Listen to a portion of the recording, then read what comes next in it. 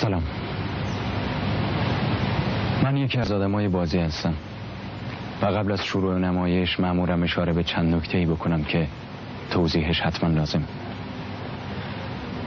البته توضیحات من برای این نیست که نمایش ما مسئله پیچیده و بغرنجی رو مطرح میکنه.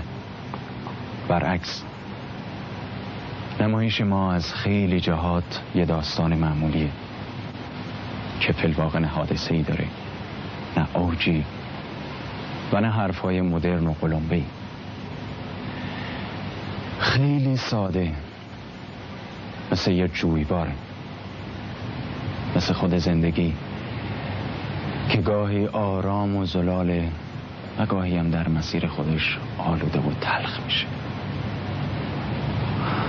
آدم آشنان، مردمی که تو خیابون راه میرن، تو بنگاه ها به هم مراجعه میکنن و یحتمل همین حالا پای تلویزیون نشستن و دارن تو چشم من نگاه میکنن. خیلی نظیف، خیلی متین، خیلی موقر، خیلی مهربون.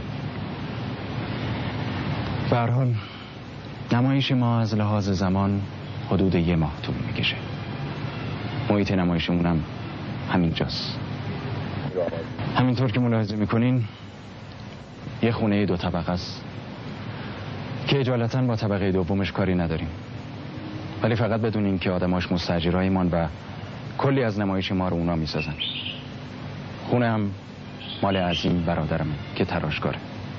پدرم هم یه محضری داره و حالم داره میزنه برای مسجد، ولی متاسفانه فرصتی نیست که راجع به آدمای دیگه حرف بزنم، چون نمایش ما درست از همین لحظه باید شروع بشه. ولی مطمئنم که اونا خودشونو بهتر از هر معرف دیگه‌ای به شما معرفی میکنن. پس با اجازهتون فعلا.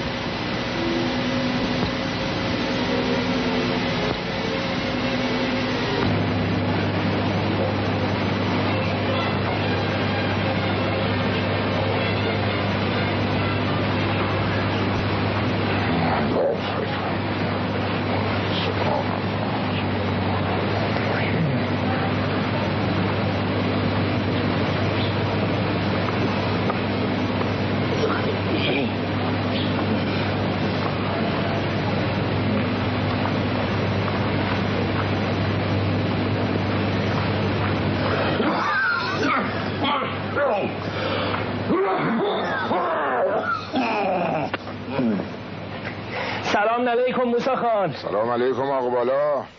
تا قبول. چه خبرها؟ والا تازه قابل به عرض نیست.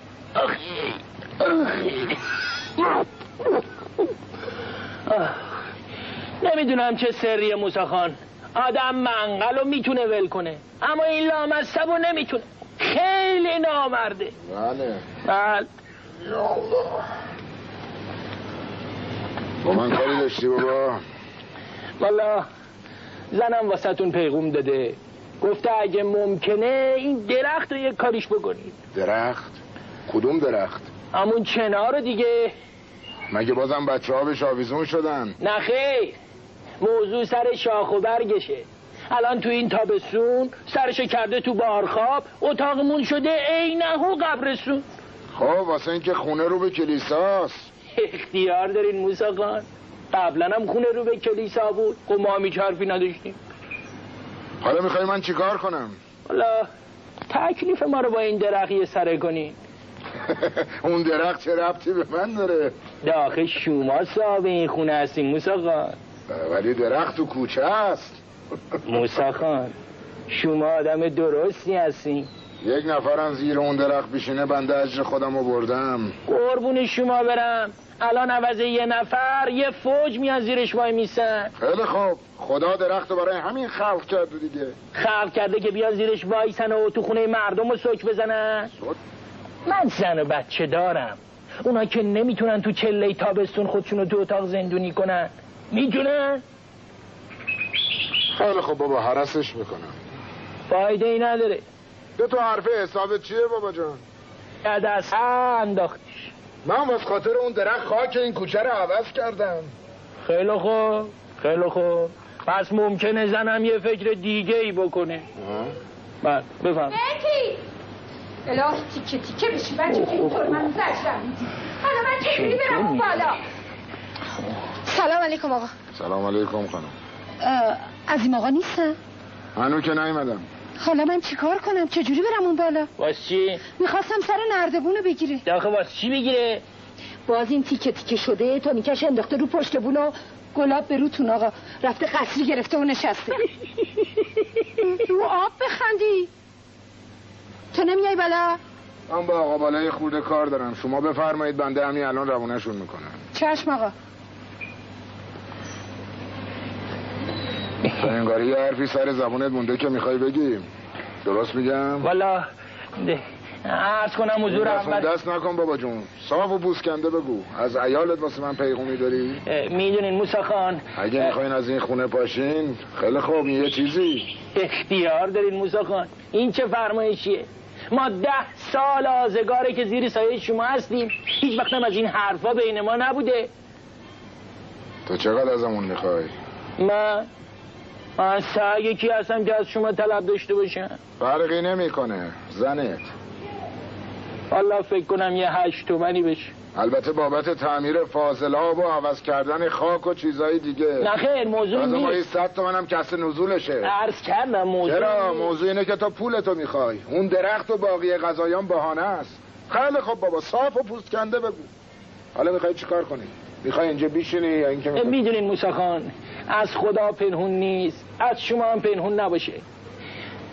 پیش خودمون بمونه. چند وقته که این گلزارمون پاشو تو یک کفش کرده و بیخی گوش مادرش میخونه که چی؟ که چه میدونم از این خونه بلند شین. واسه چی؟ میگه اینجا راهش به مدرسه نمیخوره. خب میتونه مدرسه‌شو عوض کنه. درسم میگه روش نمیشه توی همچین خونه با سر روی واز رفته اومد کنه. والا اگر حرفی توش باشه حرفیه که من باید داشته باشم که ندارم. اختیار دارین موسی خان، اختیار دارین. همین دیروز بود که وسط حیاط وایساده بودین و بلند بلند داد میکشیدین که دختر نباید لباش گلی کنه و دخترت خیلی اندک رنجه بابا. خب دیگه امروزیه، دوست آشنا هم زیاد داره، میخواد باشون رفت اومد کنه. خیلی خب بابا، رفت آمد کنه. چه اشکالی داره بابا جون؟ رفت آمد کن. راستش موسی خان، اینجا دست بالمون هم یه خود تنگه. عوضش شما هم همچین اجاره ای نمیدین آقا بالا. زنمی دیگه پاشو بیا میره شدی رفتی فرو. لامصب 4 چشی منو میپاد. با اجازه شما من مرخص میشم. در هر صورت باشه، هر وقت که خواستیم قدمتون بالای سر. 8 تومنتونم تو پاکت حاضره. اینو به قیصر خانوم بگو. به روی چشم. خدا عمرتون بده. میبخشینا موسی خان. آخه یکی نیست بگه زن که به در سگ چیه قور میزنی. منو میفرسه اینجا و وقت باید میسه اونجا یک داد میکشه، خوشش میاد از صداش. خودشو ترکیبتو ببرن.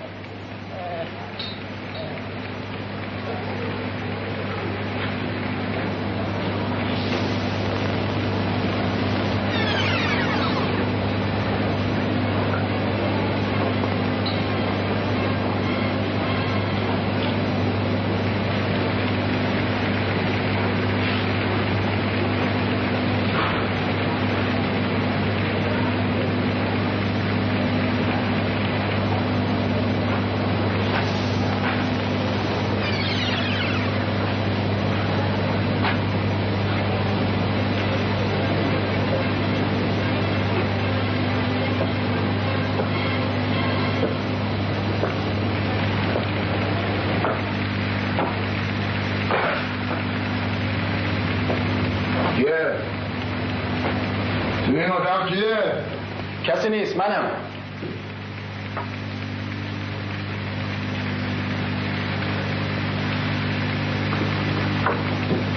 تویی؟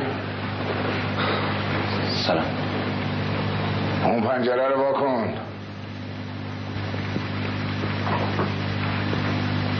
دیشب نبودی؟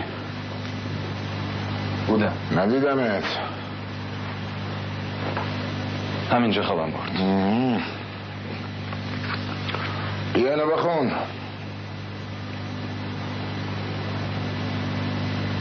چیه؟ آگهی استخدام.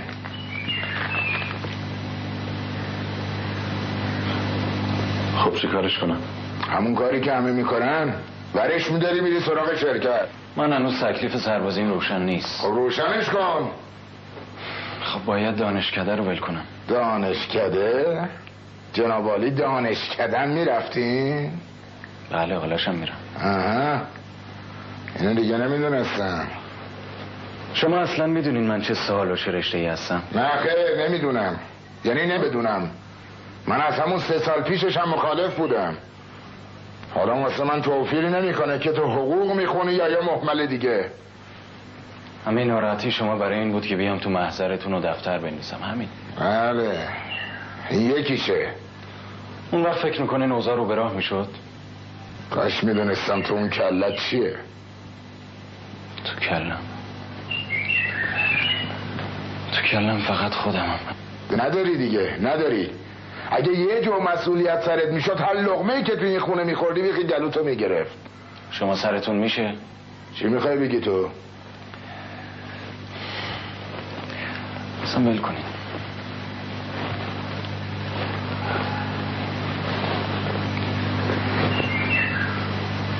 میدونی که من مرتب میرم قم. قم؟ بله. الان 2 ساله که شب در میون میایین خونه. انگار تو یه چیزایی میخوای بگی مردک. بگو میخوام با من صاف باشی. اینا حتی آقا بالا میدونه. چی رو میدونه؟ آقا بالا چی رو میدونه؟ که شما یه دختر بی سر و پا رو نشوندین.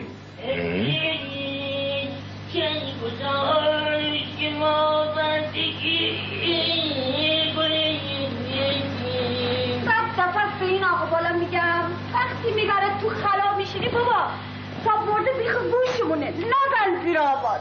وای مگه حالیش میشه. شما اینجایین؟ بسه نفر بری. خب برم تا زیر بازارچه یه خورده میوه آتش خال بگیرم.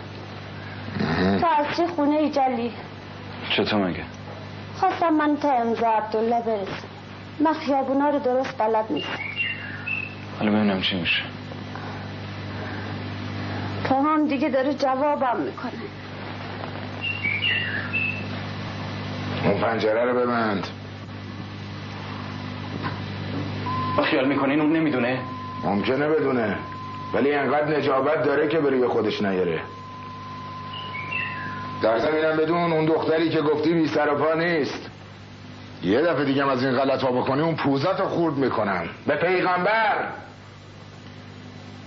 من مثل ولگردی نکردم که آرم بشه. نه من مطابق دستور اون رفتار کردم. خیلی خوب تا حالا اسم اینه چی میذاری؟ اون یه کلفت بی چنگ و مشتی بود که انداخته بودن این سر کوچه. من درست به موقع رسیدم و الا رفته بود.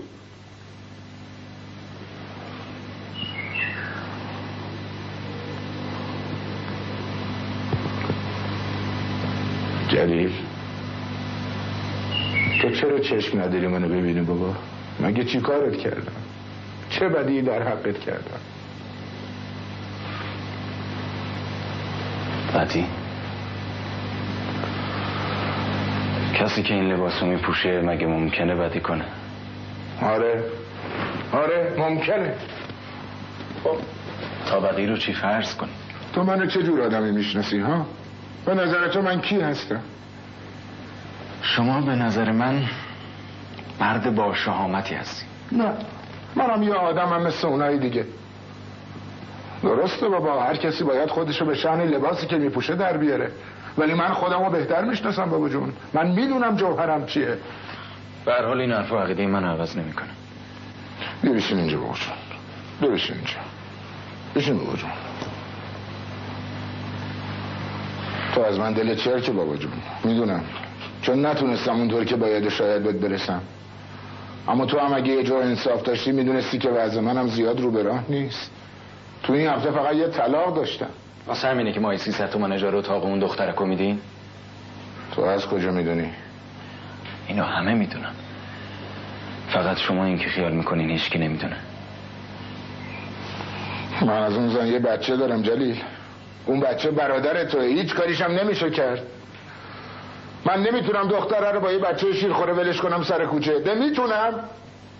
خیلی خب، حالا من یه کاری کردم، گیرم که در از کار خوبی نکردم، اما اگر گناهی هم کرده باشم بابا جون، من مستحق سرزنش نیستم، اونم از طرف پسر خودم.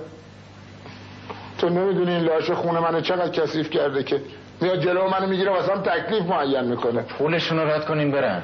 اگه داشتم آنی 8 تومنشون رو رد میکردم. عظیم چی؟ عظیم هم نمیتونه کمک کنه؟ اون همش به فکر مغازشه، هرچی در میاره خرج اون مغازه لعنتی میکنه. خب قرض هم نمیتونه بکنه؟ ای بابا کجای کاری؟ اگه سر قفلیشو با پول این خونه رو هم بذاریم، اون الان 60-70 تومن سرمایه داره. تو میتونی یه کاری بکنی بابا؟ چیکار کنم؟ بری باش صحبت کنی، بگی اولشون کن. خب شما چرا خودتون این کارو نمی‌کنی؟ من دیگه روم نمیشه بابا. وقت میخواین من این کارو بکنم؟ تو فقط یه پیغام میرسونی، این که دیگه مایه نمیخواد که. فرقی نمیکنه، نتیجه یکی. اون دیگه به من مربوطه. میری صحبت کنی بابا؟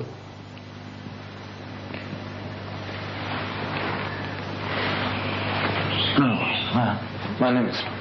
کسرت میشه؟ موضوع اینه که من تا به حال چیزی از اون نخواستم. داغت این پول واسه خودت که نمیخوای که. راستش من اصلا نمیدونم تو حرف حسابت چیه. اگه به این باشه بله، ما هممون زندگیمون از قبل اون داریم. بله این خیلی فرق میکنه. اتفاقا مطلب یکیه. اون 3 ساله داره مثل سگ تاتول خورده میدوه. من و تو که نبود داریم نه خاصیت. چرا اونو همیشه به رخ من میکشین؟ چرا اونو مثل شلاق به گردم میکوبین؟ واسه اینکه اون فقط 4 سال از تو بزرگتره، اما 10 ساله داره مثل سگ جون میکنه. اون جون میکنه واسه خودش. این خونه اون مغازه رو از همین را جور کرده. اما هیچ وقت خودشو گله اون نکرده. بله. تو چی کار کردی؟ چه خاصیتی داشتی واسه من؟ کدوم قدم برداشتی که واسه من جلوه داشته باشه؟ تا حتی یه قدمی که مایم نمیخواد دریغ میکنی. واسه همینه که از اینا مثل دگنک میکوبم تو سرت. حالا برو سرتو بالا کن. برو سرتو بالا کن تا ببینی اگه عظیم نبود تو الان ته دردار کادوی سلمونی بودی. خیال میکنین توفیری داشت؟ آره، چون اگه تو اون سلمونی مونده بودی ولگردی خرابت نکرده بود. الان سرگردون کافه و بیلیارد نبودی. آره خبرشو دارم. اما از این طور از اونجا کشید بیرون که بری واسه خودت درس بخونی و پخی بشی. حالا تو اینجوری مزدشو بده. مزد کسی رو که حتی پول سیگارت هم از اون داری. من هیچ وقت نخواستم. هیچ وقت نخواستم بهم صدقه بده. من این صدقه چیه بی وجود؟ همین که خونه‌شو گذاشته به اختیار ما و روزی. خیلی دارین تون میرین. پس بذارین یه چیزی بهتون بگم. اگه عظیم این خونه رو گذاشته به اختیار ما و روزی 15 تومن تو این خونه خرجی میذاره، این فقط واسه خاطر مادرمه. فقط واسه خاطر مادرم. همین. اگه اون بیفته بمیره از این ما رو مثل زباله پارو میزنه. خیالتون از این بابت راحت باشه.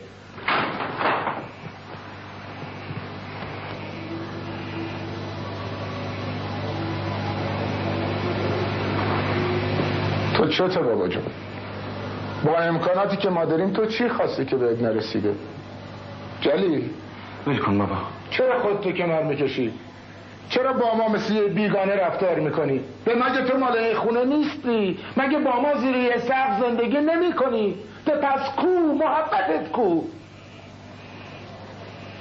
تو الان خوب از وضع هممون با خبری بابا. ما یه خانواده جمع و جوری نیستیم، چون هر کدوممون یه سازی رو کوک کردیم، چون نخواستیم پشت به پشت هم بدیم و دلمون رو با صفا کنیم. خب شما من اینو میخوام با هم دیگه متحد باشیم. میخوام زندگیمون ریشه کنه که هیچ کس هیچ اتفاقی نتونه ما رو بشکونه، حتی مرگ جواد.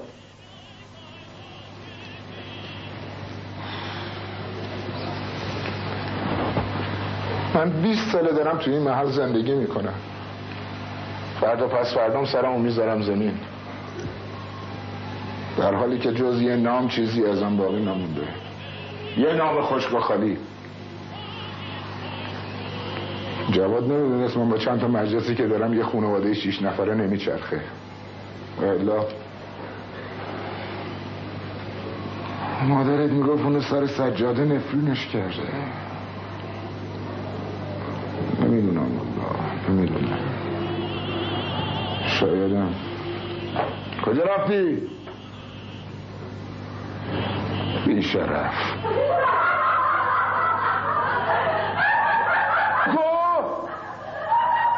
شوکو! آقا جوان سنه کردی؟ کجایی؟ سلام.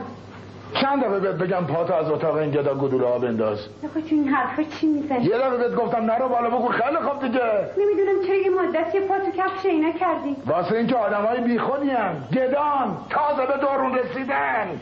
خدایا پس من چی کار کنم؟ آدم به این مرغ هم هانس میگیره، چه برسه به آدم. خب بشین خیاطی تو بکن. نمیتونم. من اون چرخ واسه این نگرفتم که اونجا بمونه زنگ بزنه، گرفتم باش کار کنی.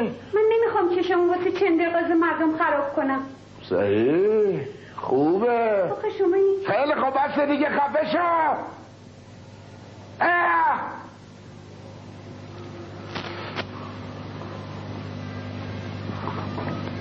نکبتا شوگو چیه؟ کوشی حاضری؟ الان در رو پیش کن. برش کن. خب چه خبرها؟ هیچی. یارودش چه حاله؟ کدوم؟ مثل چنه چسبیده به اون چنا رو ولم نمیکنه. مامان انقدر عصبانی از دستش. من که میگم دلش رفته. واه واه خدا بخت بده. ده بجام دیگه آفتاب پریده. خب حالا چه عجله؟ بذار یه خورده سالون پرشه. چه لباس قشنگی پوشیدی. چه نقش خوشگلی هم داره. بیشیش مرسی. فقط یکم باید کمرش رو شلال کنی. یه خود همچین گشاده نه؟ هی اما ناگلا تو هم بدک نیستی یا هیکلی دو نفس به تخته کفش پاشنه مبله و جوراب پانما و چشارم که وای چیکار کرده از اینجا تا اونجا. کلی جون یه سرانگشتم بزن به من. بیا دستم رو پرک میده؟ نه کاش شب میشد و راحت یه گوشه چادرم ور میداشتم. این تو جا میگیره؟ آره بابا. این صدا چی از سایات میاد؟ بابامه با سرش بد افتاده داره خورناس میکشه.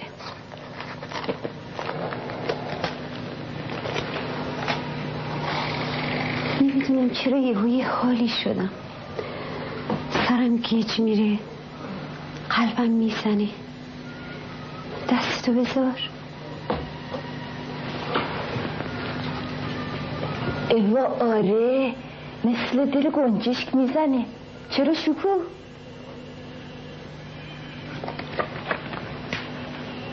وای موزه اینو از کجا آوردی؟ از توی خروزی فروشی خریدمش.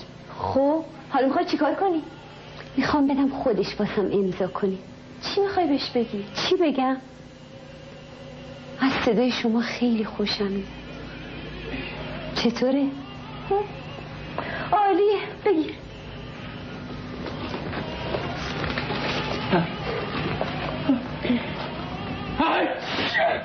عافیت باشه. بسم الله.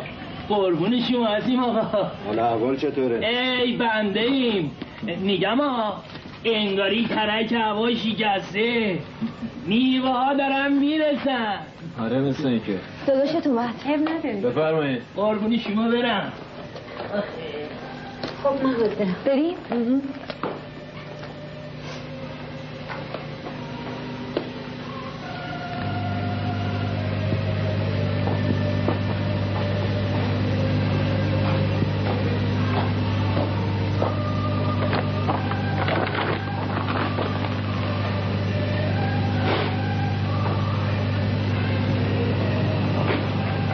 شکو بیا اینا رو ببر تو اتاق.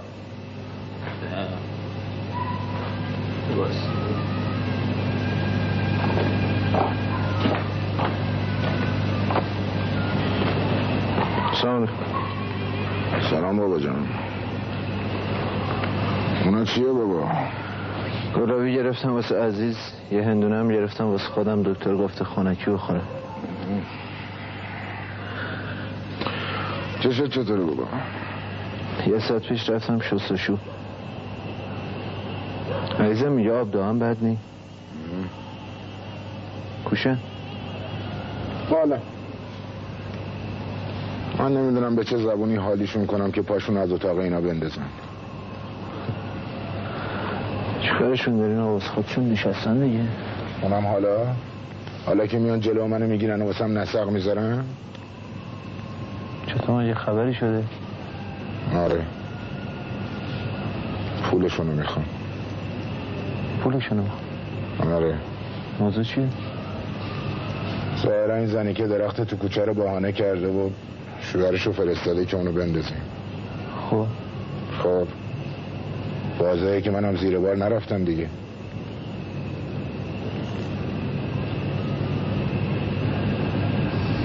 قضیه مال کیه؟ یه 2 هفته‌ای میشه. زودتر میگفتین شاید جوری راستریسش میکردم. ما خودمون راستریسش کردیم بابا. اونم اینه که هرچی زودتر از اینجا پاشم. قبول پولشونو بدیم. در ثانی تو چیکار میتونستی بکنی؟ اون 8 تومنو من به زخم خودم زدم. خودم هم باید پسشون بدم. چی میگه اون؟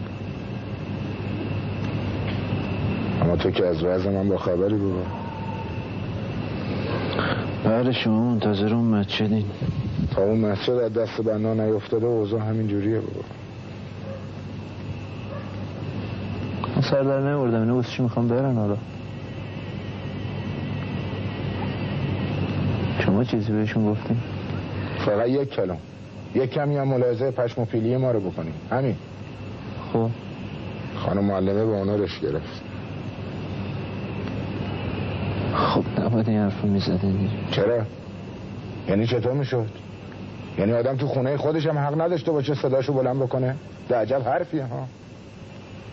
بابا جون من تو این محل آبرو دارم. نمیخوام خونم انگشت نشون مردم بشه. خیلی خب این گناهه. حالا داد نزنی. حالا من هیچی چک دهن مردم چطور میشه بس؟ اینا باقر آقا چنجهی مردک لوده اومده جلو منو گرفته میگه موسی خان. گفتم بله. گفت این دختر جزغاله مال خونه شماست؟ گفتم چطور مگه؟ گفت هیچی دختر خوب نیست لبشو گلی بکنه و تو کوچه ماس مستکشو مثل باغچه به جنبونه. درست همینطور. خب منو میگی از کوره در رفتم اومدم خونه بنا کردم داد فریاد.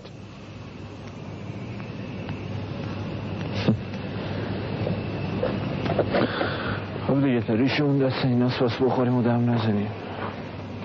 چنجهی حق داره بابا. اون مردی که همیشه منو توی هیئت دیگه ای دیده واسه خودم آینده و روندی دارم. دیده مرتب تو جمع ایراد گرفتم و اخوتوف کردم. دیده عین حضرت نوح، درست عین حضرت نوح سوار کشتی شدم مردم رو دعوت به نجات کردم. مسکری که فقط جنبوندن نیستش که بابا اینا هم هست. باز حساب پس داد. تازه چنجهی کیه؟ یکی از مردهای پاپتی من. باقی که حسابشون پاکه.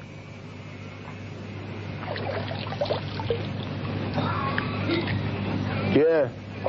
منم آقا بالا. باز این سینه لعنتیم به هم خورده. سلام علیکم. سلام علیکم.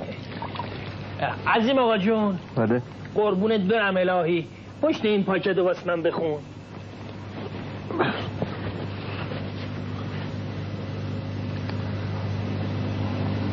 مال زاهدانه. ده؟ انگاری یه چیزایی هم نوشته. آره. در ضمن مربای بادمجان دست پخت قیصر خانم یادتان نرود. حسین آقا هر وقت میخورد انگشتانش را میلیسد میگوید به به عجب عمه کدبانویی زیاده قربانت رو بابه. همش همین؟ یقین توش نوشته. تمام این حرفا رو پشت پاکت نوشته؟ آره. این رباب خانومم عجب اخلاق بدی داره. همه چیزو پشت پاکت می نویسه. حسین آقاتون چه خوش سلیقه است. کیه؟ جناب سروانمونه. پسردایی بچه هاست. پارسال تابستون اومده بود تهرون. زنم واسهش مربا پخت، اونم دیگه آموخته شده. قربونت برم از اینجور. میبخشینا؟ خواهش دارم.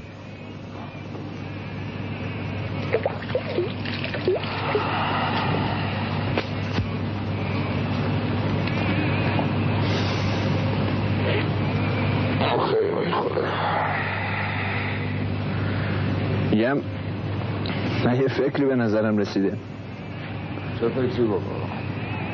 گمونم حالا دیگه بتونین 8 تومن اینا رو بدین. از کجا؟ خونه الهیه.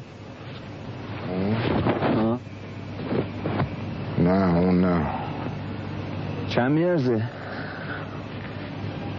معادل 70 تومن روش قیمت گذاشتم. خب چرا معطلی؟ فعلا خیال ندارم دست به ترکیبش بزنم. واسه چی؟ فعلا صلاح نیست. اگه بهش احتیاج پیدا کنیم چی؟ یعنی چی بهش احتیاج پیدا کنیم؟ چی یعنی اگه ما هیچ وقت به اون خونه احتیاج پیدا نمی کنیم. الان که بهش احتیاج داریم؟ نه یه مدتی باز لاکومار بمونه. الان 3 ماه لاکومار آقا. بنو من باز بگم یا نه؟ تو هم اگه میخوای از زیر اون 8 تومن در بری دلیل نمیشه که پای اون خونه رو بکشی وسط. تو این 3 ماه من حتی یه قدم هم طرف اون خونه بر نداشتم بابا. فقط دفتردارم رو فرستادم که خونه رو بذاره اجرا و قضیه رو فیصله بده. من میخوام اون شایعه لعنتی بخوابه بابا. شایعه نیست، مو به مو حقیقت داره. شایعه است. شما خودتونم میدونید. گفتم شایعه است. برحال اون خونه اینجوری که هست به دردمون نمیخوره. بنجاق دست منه عظیم. منم که باید تصمیم بگیرم و تا من هستم هیچ کس حق نداره حرف اون خونه رو بزنه. یعنی چه آقا ما الان به اون خونه، یعنی به پول اون خونه احتیاج داریم؟ عظیم تو تا بهار رو حرف من حرفی نیورده بودی. حالا هم تنها کسی هستی حاضرم توی این خونه 4 کلمه با حرف بزنم. این دارم بهت میگم که بفهمی چقدر خاطرتو میخوام. منو بود که میخواستم بهت بگم در خصوص اون خونه با عزیز صحبت کنی. حالا میبینم که چه میدونم یه بند در گوش من نق میزنه که هرچه زودتر کلک اون خونه رو بکنه. خب بچه بهشون یه مادره حتما از جور حسرت آرزو است دخترش داره. ولی من نمیخوام تو قضیه رو اینقدر سرسری بگیری.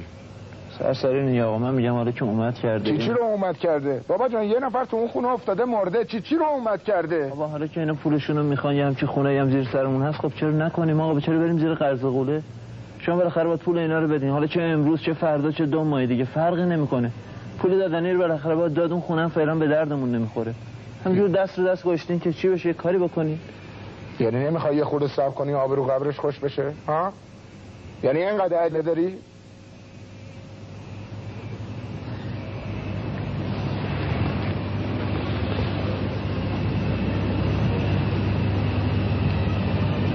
چرا یا این قضیه رو پیش کشیدی؟ بابا جان تو داری منو از کوره به در میکنی. آخه یه نگاهی به سینت بنداز که اون سیاره چسبوندی. یعنی چه آقا اینجا موضوع آینده من در بینه؟ کدوم آینده؟ آینده تو منم، مادرته، خواهرته. خب مگه تو این خونه غیر از من آدم زنده دیگه نیست؟ چرا؟ غیر از تو آدم زنده منم. بذاری یه روزم به فکر خودم باشم. یعنی ما تو رو به این روز انداختیم؟ آره شما منو به این روز انداختیم. زندگیمو گاشتم رو چشم گرفتم جلوتون، زندگی منو گرفتی و چشمم کندین، اصلا به رو خودتون نیوردین. الان میخواین اون 8 رو بندازین گردن من. تو حق داری بابا. هرچی بگی حق داری. من آدم بی انصافی هستم.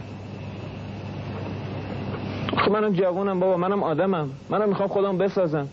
همکارای من اونایی که با من شروع کرده بودن الان حسابی خودشونو بسن دارن دلوپی میخورن، در صورتی که من دارم این ریختی زندگی میکنم. بسته نخور پسر جون.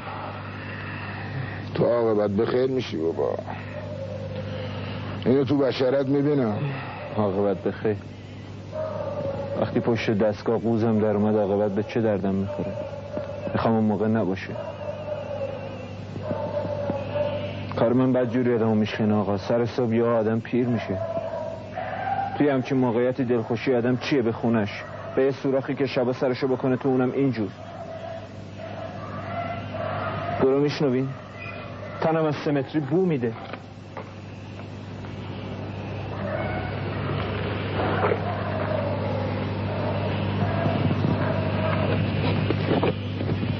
چرا همچی میکنین آقا؟ تو مقدسی هستی، تو خودتو واسه خاطر ما شهید کردی، تو دنیا و آخرت رو برای خودت خریدی. من آخرت رو که نمیدونم، ولی از دنیا تا حالا چی نکنم. تو دنیا خیلی چیزا داری که خودت هم نمیدونی. من چی دارم؟ یه قلب صاف. اینم از اون حرف هست. من درد تو رو میفهمم بابا جون. من میدونم تو الان چی حس میکنی. بعضی وقتا به خودم میگم منظور از این همه سگدویی چیه؟ یعنی تو زندگی غیر از بدبختی حرفای دیگه هم هست؟ البته که هست، منتها این نوار جلو چشم تو گرفته. وقتی اونو برداشتی اون وقت میبینی که روزای بهتری هم هست، روزای خوب. تحمل کن بابا جان، تحمل کن. شکی نیست که تو برای ما خیلی دویدی، خیلی زحمت کشیدی. اگر تو نبودی معلوم نبود آخر عاقبت ما چی میشد. این جای دوری نمیره از این جان. تحمل کن بابا، تحمل کن. تو اگر خدا رو بشناسی که میشناسی، میدونی هرچی هم در حق ما بکنی کم کردی. پیش اون هیچ عملی بی اجر نمیمونه. تحمل کن بابا جان، تحمل کن. به اون چراغ خاموش کن. وقتی قبض برقو بیارن تویی که دست میکنی تو جیبت.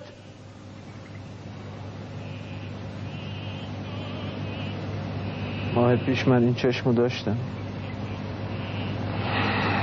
من سر سجاده چشمتو از خدا میخوام، بلکه خودش رحمتی بکنه و چشمتو به پس بده. آدمای خوب بابا جان هیچ وقت عاجز نمیشن، این یادت باشه.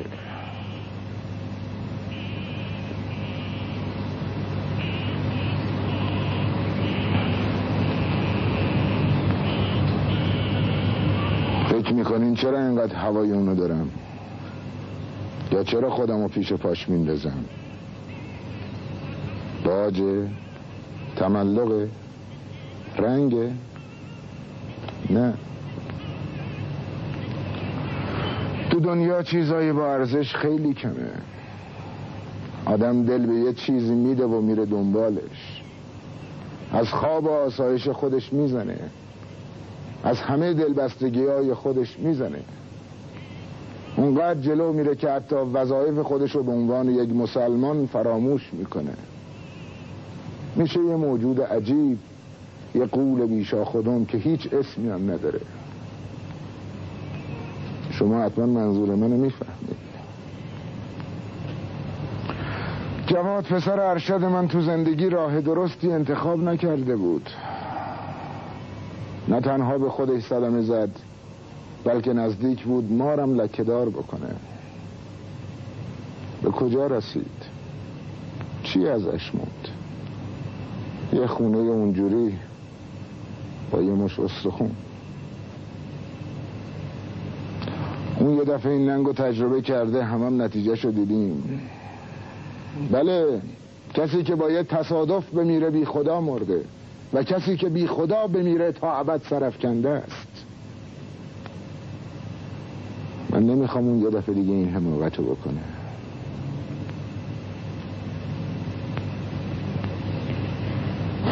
ما تو بد دوره زندگی میکنیم از این جان.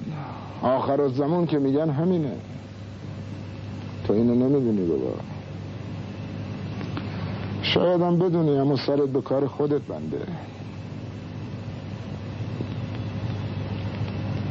منم که نمیدونم دیگه باید چی کار کنم. اون یکی هم که اونجوری سر به هوا در اومده. این وسط میمونه مادرت که همینجور نشسته و زل زده به در. و خواهرت. بذار یه چیزی بهت بگم عظیم جان، من چند وقت صداشو بفهمی نفهمی تو این خونه میشنفم، مثل این قرطی ها آواز میخونه. بابا همچین زیادی هم بیریخ نیست. دهنشو چی میگی؟ وقتی چه میزنی انگار در یه گاله رو کردم. حواسش دلبر من یه تیکه آغاز، بلند بالا، متین، مؤدب. وای تو که دل منو بردی با اون دلبرت. خب نگفتی بعدش چی شد؟ بعدش هیچی دیگه. وا خودتو لوس نکن دیگه، تعریف کن بعدش چی شد. بعدش آره بعدش چند تا نقطه، خودت حدس بزن. وا نمیدونی یه خودم تکون خورد. تو هم واردی یا موزی؟ قول داده منو با یه آهنگساز آشنا کنه، پیشت بمونه ها. وا چی کار دارم تو هم؟ خب اینم تموم شد. میتونم فردا شب بپوشم؟ آره بابا همین امشب تیکاشو سوار میکنم. وای اگه یه سشوار داشتم ما دیگه هیچ غمی نداشتم. چقدر روسریت قشنگه. جنسش چیه؟ جرسه دادش از رنگ این روسری خیلی خوشش میاد. وا از وقتش که بگذره نحسی میاره.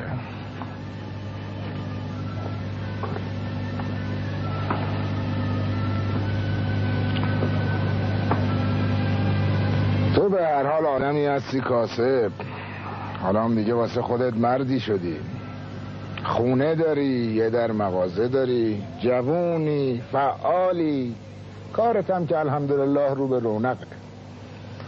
الهی شکر بهت. حالا میخوام یه چیزی ازت بپرسم عظیم جان، تو این مبلا رو واسه چی خریدی؟ مبلا رو خریدم واسه شکوه. خوبه، خیلی خوبه.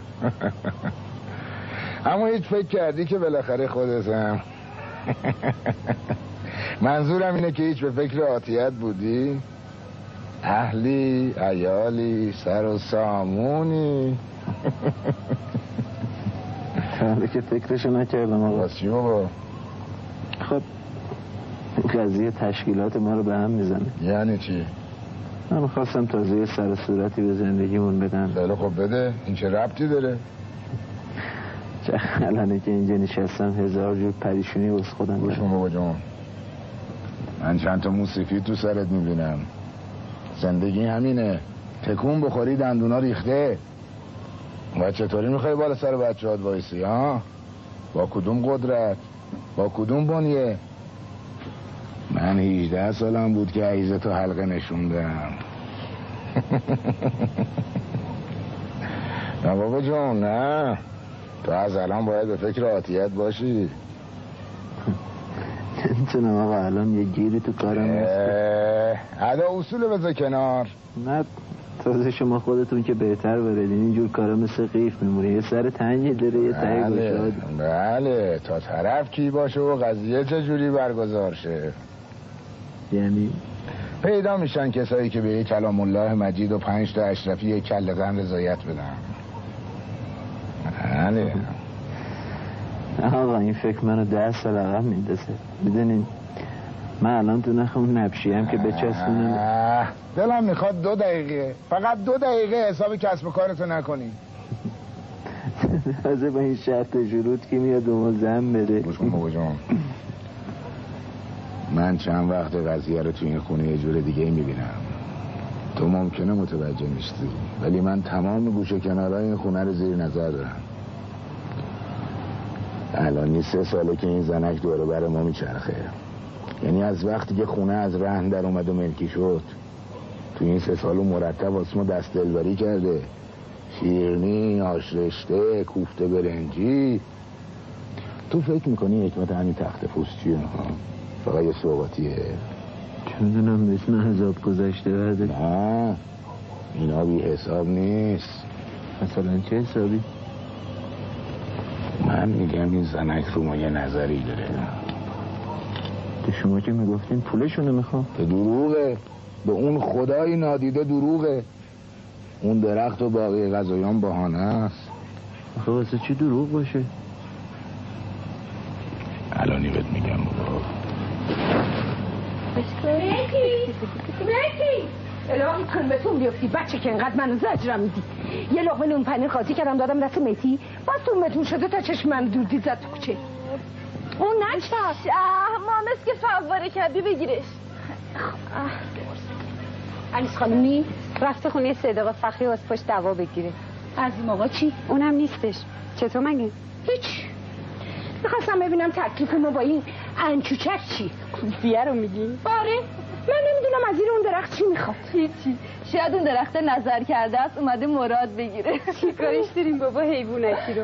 اونم واسه خودش خدایی داره. این فرمایشا کدوم خانم جون؟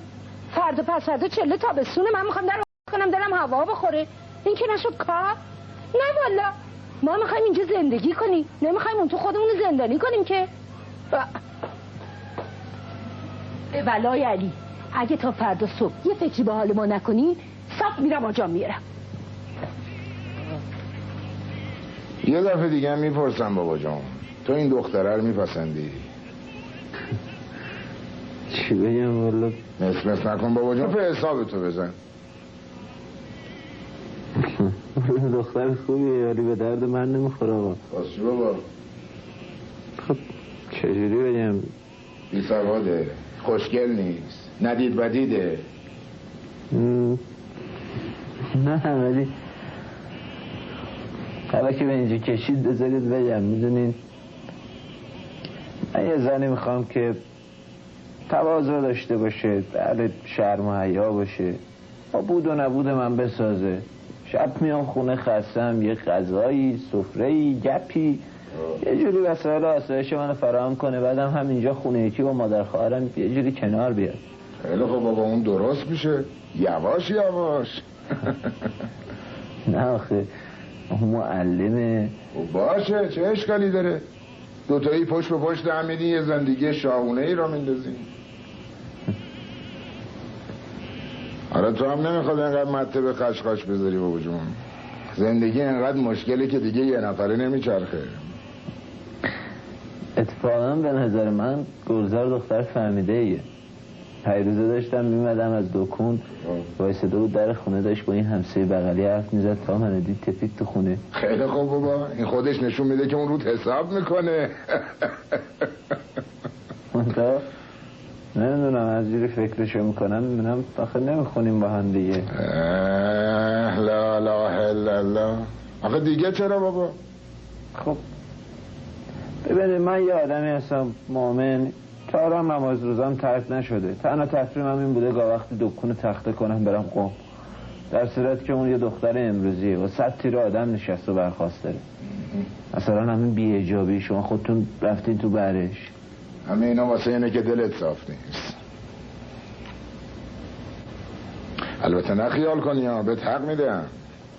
تصوری که تو یه دختر داری بابا یه چیزی در حد خواهرت، بیچین یه گوشه خیاطیشو بکنه، به نظافت خونه برسه، دم دست عزیزت بفلکه.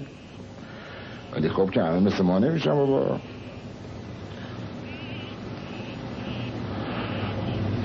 ببین بابا جان، این دختره تا حالا ول بوده درست، اما فردا که گرفتی میتونی مجبورش کنی استعفا کنه، یا نه حداقل یه روسری بذاره سرش.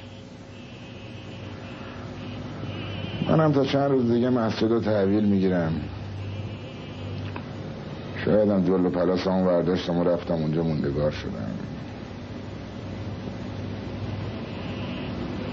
نه بابا جون، نه منم نمیخوام عروسم بی حجاب بره بیرون. میفهمم بابا جان، میفهمم چی میخوای بگی، میفهمم بابا.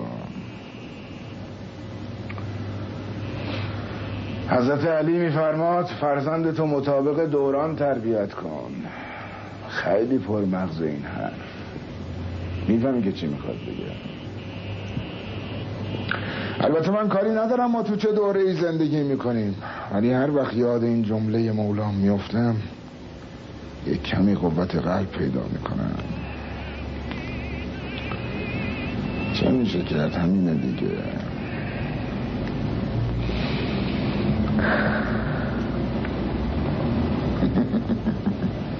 الانی فکر میکنم در خصوص این دختر زیاده روی کرده بودم.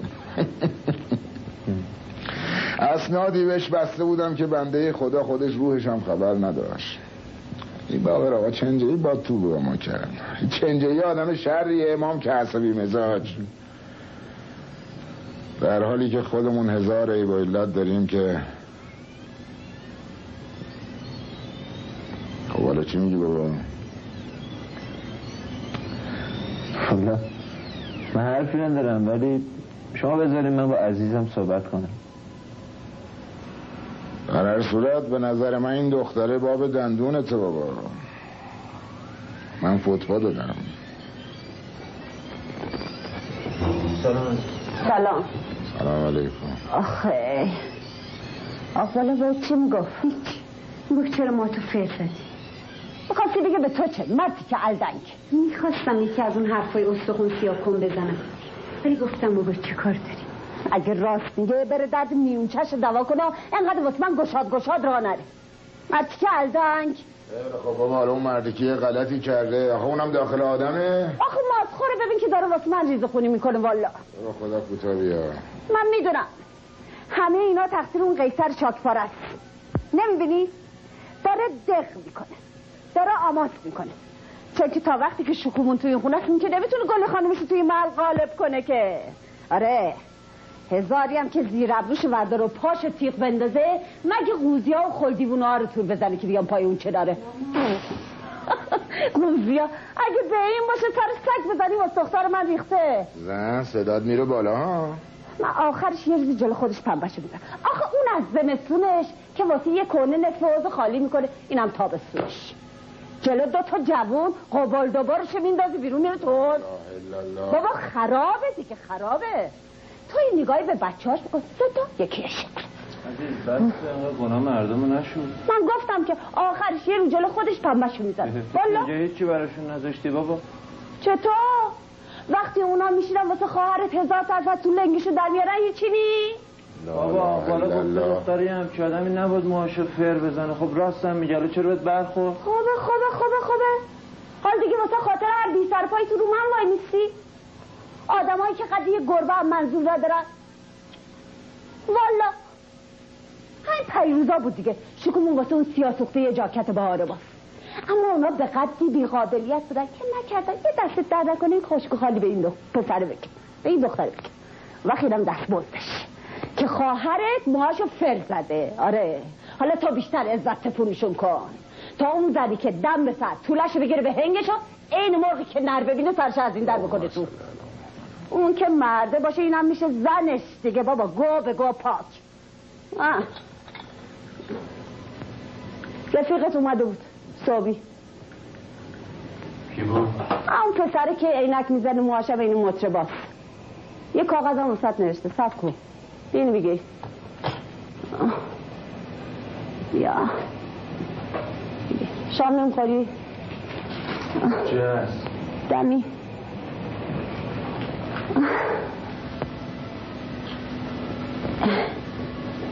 شکو تو اون پاکت چیه؟ گلابیه. چقدرم حوض کرده بودم. پاشو قربون دستت اونا رو به لب حوض بشورشون بیار. برو دختر. آخه ای خدا. سلام علیکم. سلام علیکم. خالی شما خوب هستید؟ من همیشه حال احوال شما رو از انیس خانم اینا میگیرم. زنده باشین. نه والا هرچی باشه شما اونجا برادر من هست. خدا از خیری کمتون نکنه. ببخشید اینو برای شما آورده بودم، یادم رفت بدم انیس خانم. دست پنجه شما درد نکنه. سر شما درد نکنه. چیه؟ پنجه ابوالفضله. به چشمتون میبالین و میذاری زیر بالشتون، کوفت و روفتشو در میاره بیرون. تا خدا چی بخواد. انشالله که خوب میخواد. گمونم امشب بارون بیاد. مامان چیه خبرت؟ بند زنم پاره کردی؟ باز دوباره مامان از شهر گفت صدا افتاده گوشه دیوار داره سوزه میکشه. خیلی خب برو بگو اومدم. این مرتکم شده برای من درد بیدوا در می. قربون شما، قربون شما. خیلی ممنون. دیدی نگفتم اومده بود پشت در گوشت واسطاده بود ببینه ما چی میگه. میدونم آخه میدونم. اللهم صل علی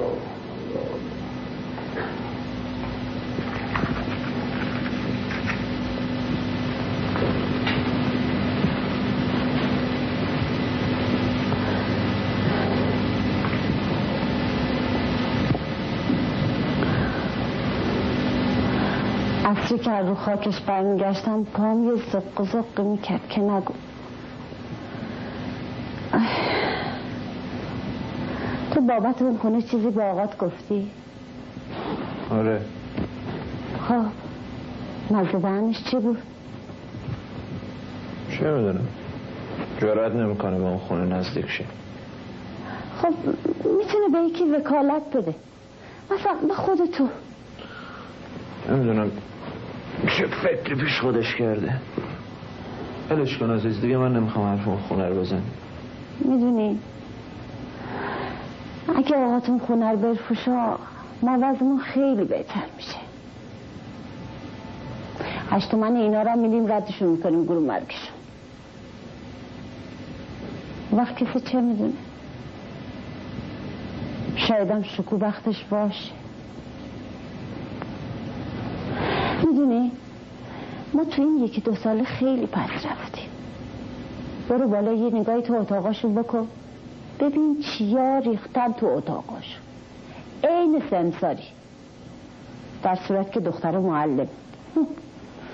اون وقت ما هم 2 تا جوون گنده کردیم. والا منظورم به تو نیستا، باز گنه تو، منظورم به این جلیله، این دکل. هفته میشه رنگشو تو این خونه نمیبینم. لعنتی کاری هم که ازش بر نمیاد. چه کارش دارین عزیز؟ شما چرا سر به سر این میذاری؟ من آخرشون رو نفرینش میکنم، نسل جنو. شما جوادم نفرین کرده بودین. اون دل منو به برد آورده بود. مگه چی کار کرده بود؟ تو اون خمیستی که ما بودیم اونم یه گوشهشو میتونست به دوش بکشه، اما اون ما رو تو اون بدبختی گذاشته رفت. پاشم خورد. اون برفگنده یادته؟ بهش گفتم اتاق سدری مستاجر میخواد. خیال کرد میخوایم بیرونش کنیم. صبح بود، یه زانو برف اومده بود. دیدم چمدونشو گرفته زیر پالتوشو داره میره. صداش کردم اما اون بر نگشت. بعدش شنیدم با چند تا از رفقاش یه شرکت چیچی وا کرده و کارش بالا گرفته. بعد چند وقتی زمینای الهیه رو خورد میکردن اونم یه تیکش رو قاپید و اون ساختمون رو روش کرد با اون حرفایی که بعدن از دور و برش در اومد. اما بی انصاف نکرد، این سری به هم بزد.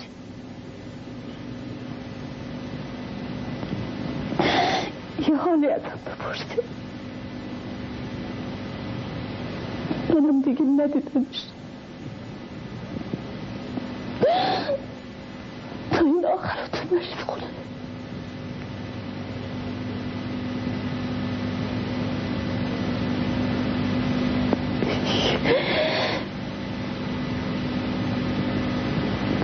خوابیدی؟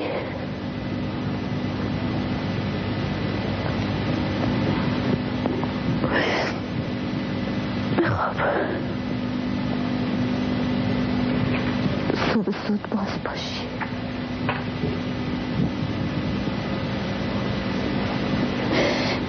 عالی.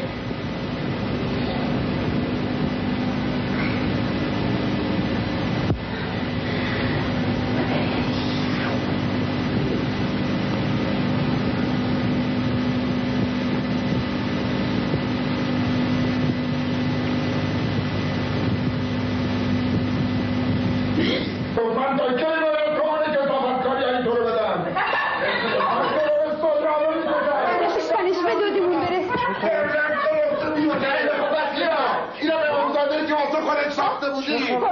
برو عبی خونی گرتونم کن نفر سگ غلطی ننگ. من پسرم میگیرم دستم نفرینت میکنم که شب رو کولشون بیارنت کنه.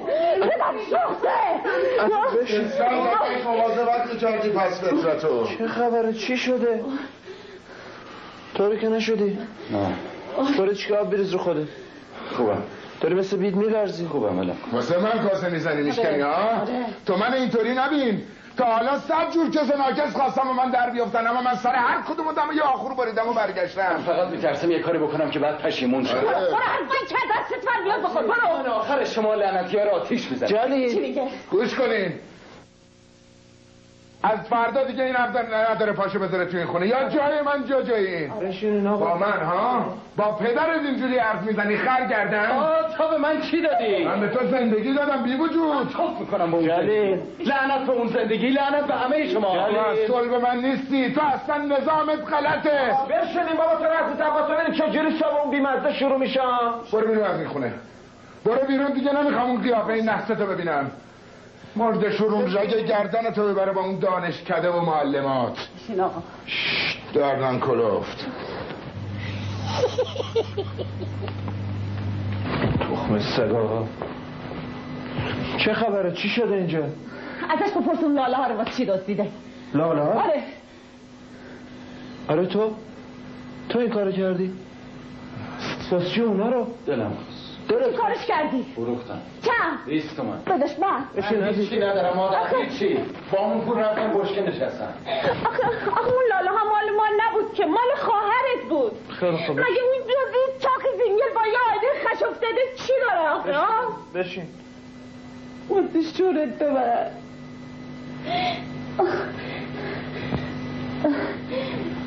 جلیل بیا برو. زور بیدو کن.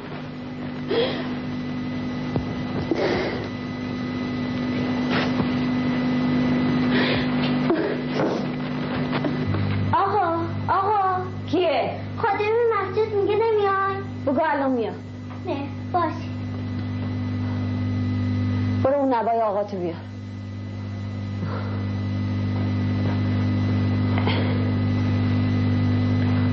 آخه ای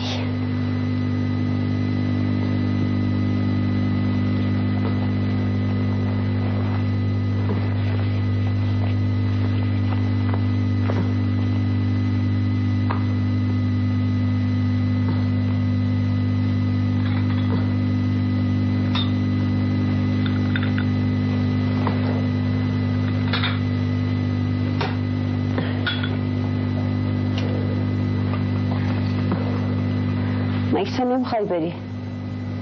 چرا میرم؟ دیرت نشه. نه هنوز تاریکه. ابره.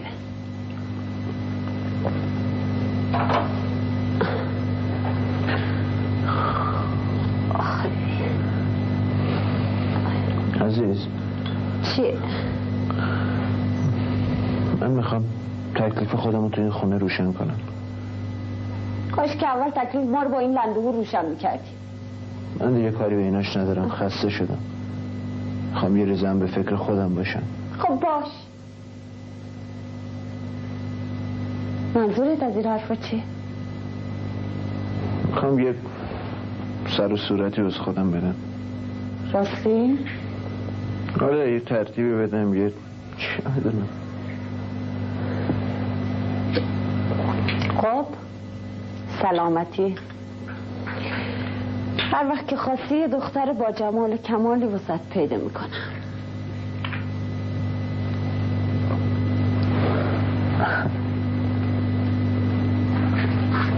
پیدا شده عزیز.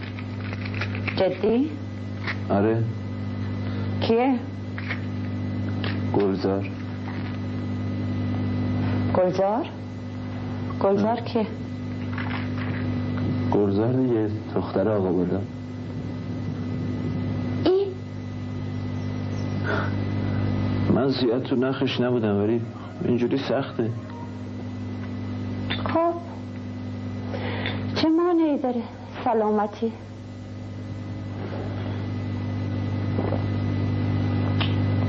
خواستم نظرتو بدونم.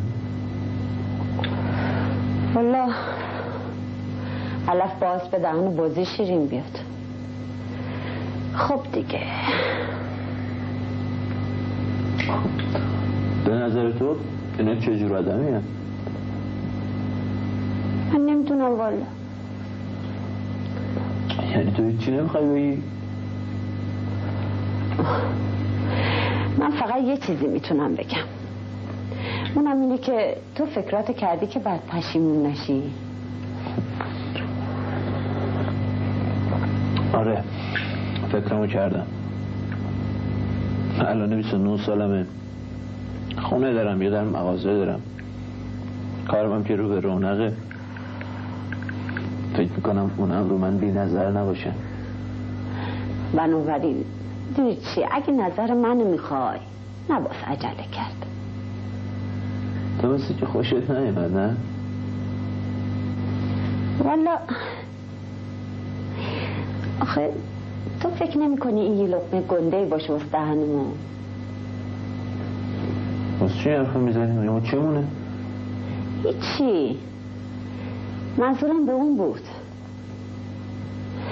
میدونی دختر که بیرون شد دیگه بذارش لاجرز، دیگه تو خونه بشین نیست. من میشونمش. اصلا من میخوام ببینم تو دلت واسه چی این دختره رفت ها؟ اگه پولشه که واسه قرفر خودشم کرد، اگه قد و قوارشه که ایوونی مثل نی قلیون، اگه خونه داریشه فالا همین پیروزا بود دیگه جلو خودم بود واسه 7-8 سیب زمینی یه دبه روغن ندارد، اونم چی؟ جذاب نمک. وقت تو فکر میکنی بتونی زنگ اینا رو خورد کنی؟ اینا دیگه چیزاییه که بعداً درست میشه. آخه تویی که سنارسش جمع کردی یه مختصری مایه به هم زدی، فردا پس فردا همچین سوارت شم. میدونی عزیز، میخوام شما خودتون یه جوری ترتیب کارو بدین راست ریسش بکنین. خب اگه به دلت نشسته باش، من حرفی ندارم. اما دلم میخواست توی خود فکر کنی پسر جون. تو آدمی هستی کاسب کار با خدا، آقاتم که اونجور، اون ریخت اینا رو نمیتونی ببین. خب حقم داره. تو یکی رو میخوای چش دل سیر دست فرمون باشه. زیر تنگامش کن، من میرم تا سر فلکه یکم سبزی خوردن بگیرم بر پای سفره. علی خان جون قربون دستت، اون دمکامیتونو بدین، امشب سبزی پلو و ماهی داریم. زیر زمینه، شکو میدونه کجاست. علی آقا سلام علیکم. حال شما چطوره؟ خوبین انشالله که اون پنجره مالیدین به چشمتون؟ بله. اول بعد ما چشم کردین نیتش. تا خدا چی بخواد. انشالله که خوب میخواد. اینم از رو چشمتون بردارین دیگه، بزنین یکم هوا بخوره. انشالله رحمان چشمتون که خوب شد خیال دارم یک گوسفند واسهتون عقیقه کنم. خدا خیری کمتون نکنه. قربون شما. ببخشین. خدا ببخشید. خدا خوش اومده.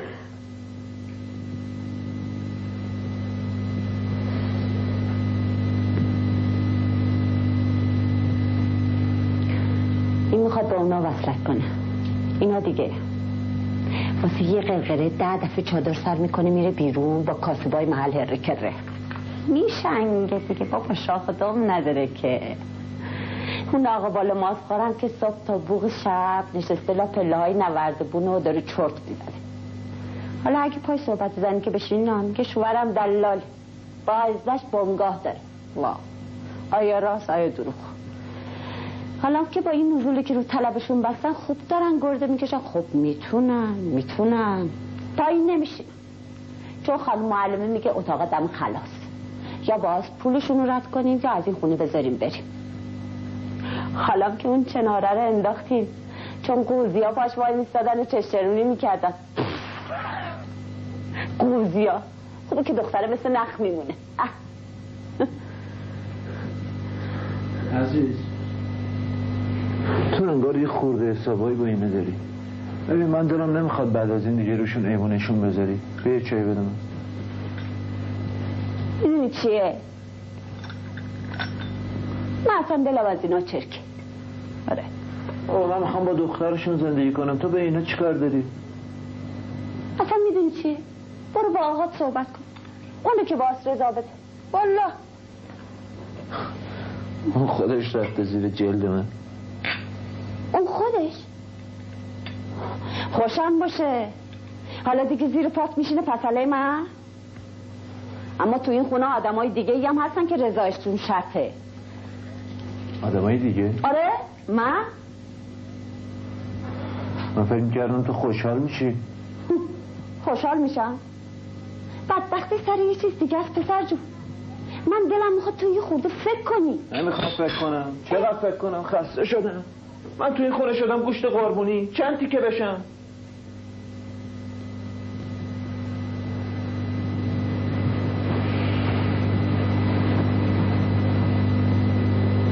به امام غریب اگه واسه خاطر اینا نبود من الان جنگی اون دکون نفشیه رو انداخته بودم. واسه خودم یه پخی شده بودم. گوشت و پوستم واسه اینا ریختم. مگه منظور دارم؟ مگه ککشون میگزه؟ چی میخوان از جون من؟ چرا ولکن من نیستن؟ سلامتی و بالا اینا فنا کردن ولی اینا اصلا حالیشون نیست دیگه. شب میام خونه همه بالام، صبح میرم سر کار همه گرفتن خوابیدن، بعدم این مسخره بازی ها. آخه مگه من چه گناهی کردم؟ میدونی چی عزیز؟ اگه خیلی منو تو منگنه بذاری یا دوتا گوشه‌ام میگیرم این خراب شده میرم خودمو سربنیس میکنم. میگی نه حالا نگاه کن. من از اون اولش هم میدونستم این عقده مثل خنباد مونده بود بی خلقت که بذاری دری. وقتی آدم از سوشتنگ بشه هر کاری میکنه. حالا که روزیمون افتاده دست با ما همچی میکنی؟ یه نگاه به خواهرت بکن. به من چه؟ مگه من اونو پس انداختم؟ واسه کنی تا اون وقتش باشه. من چه بدونم اون وقتش کی با میشه؟ شاید اصلا نخواد باشه. من تو رو گاندی کردم واسه چی؟ برم یخه کیو بچسبم؟ چه میدونم؟ برو عمامشو بنداز گردنش از اون بخوا. اون صداتو بکش پایین بیا برو. یه خودم ملاحظه سرت بشه. ببین عزیز اون واسه خودش پدر داره دیگه هم به من مربوط نیست. پدر داره؟ بله. اگه اون یه پدر درست حسابی بود من حالا از این چوت خورا نبودم.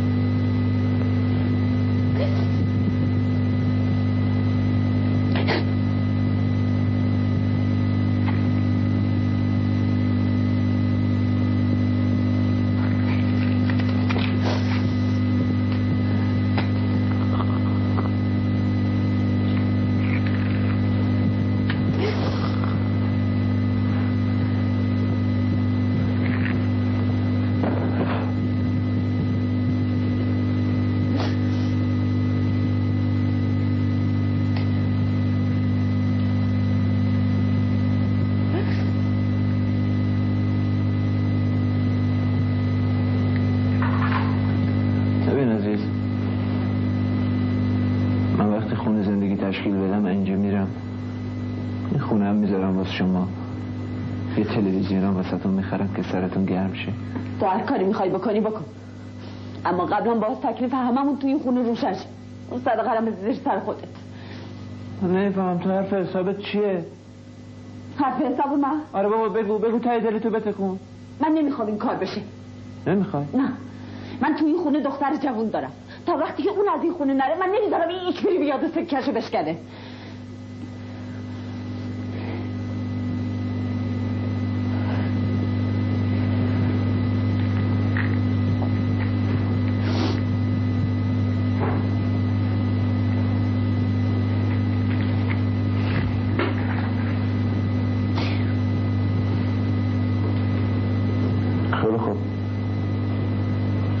چرا دیگه میمونه؟ اونم خونه الهی است.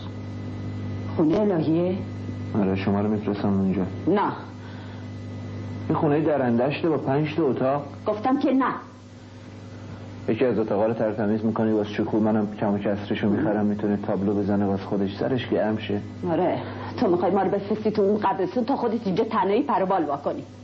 دلم هیچ منظوری ندارم، من فقط میخوام اون خونه بی مصرف نیفته همین. آره از اون اولش هم میدونستم این قیصر چه نقشه‌ای واسمون کشیده تا اومدیم یه خورده پروال واکنیم. اینم حال روز، اینم زندگی. آره کیه؟ شکو؟ بله. بودو در واکن.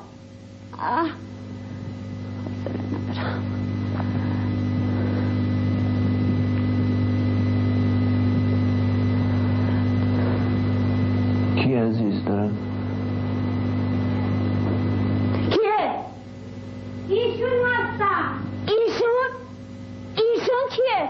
جمعرم با قیصر خانم اینا کار دارم. راه با آقا نشون بده. قیصر خانم از اون طرف لطفا. میگه شما طبقه بالا میشین؟ نه خیلی ما طبقه پایین میشیم. پس من اشتباه نکردم. با کی کار داشتین آقا؟ ببخشید من پاکدار هستم، می‌خواستم چند دقیقه افتخار حضور داشته باشم، ممکنه؟ اختیار دارید، بفرمایید از این طرف، بفرمایید بالا، بفرمایید. شکو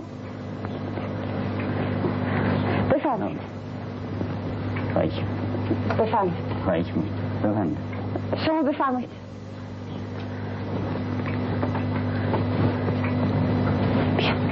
عزیز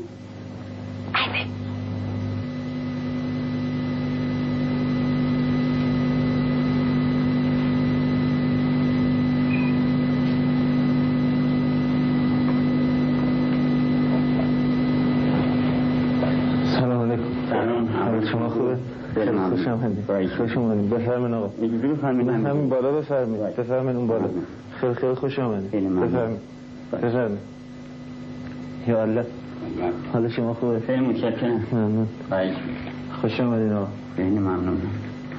خوب هستین ان شاء الله. ببخشید مزاحم. خواهش میکنم. سلامت باشین. عزیز یه چند تا چای بگین بیاره. هوا گرمه. شما میخواین کتتون رو در بیارید؟ راحت هستم. اینجا منزل خودتونه. خواهش میکنم.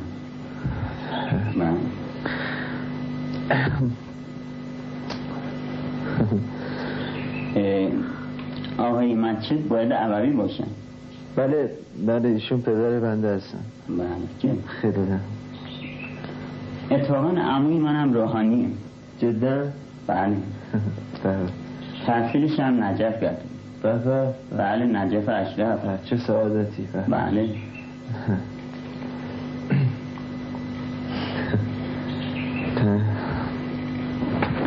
سیگار قربان میکشین شما؟ نه خیر مدت گوشتم کنار. منم نمیکشم که وقتی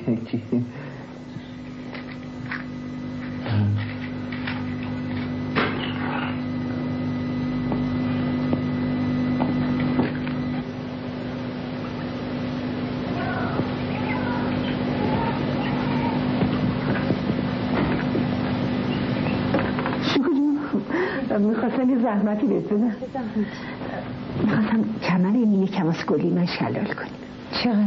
ای همچی که یه هوایی تنگتر بشه. باش میگم بیرون یه بود کلانی پیچیده که نگو سر آدم گیج میگه. راستی یارو کی بود؟ نمیتونم. شکو پاشو یه کاری بکن. چیکار کنم؟ یه خورده بیسکویت داریم با 2 تا پیاله چای ورد و بیار اون اتاق. من میخوام کمر اینو شلال. پاشو گنده بک. پاش برو یه دستی هم سربوز بکش.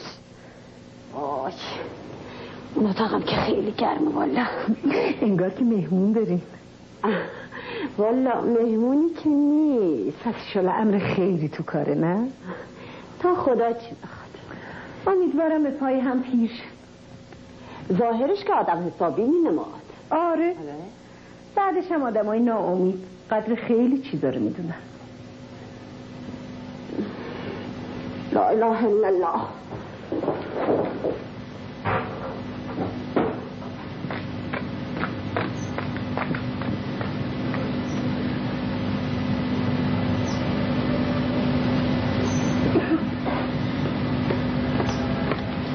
چه خبره؟ واسه شکو خواستگان اومده. ده؟ آره. کی هست؟ قوزیه که زیر چنار وای میسته. قوزیه؟ برو بریم.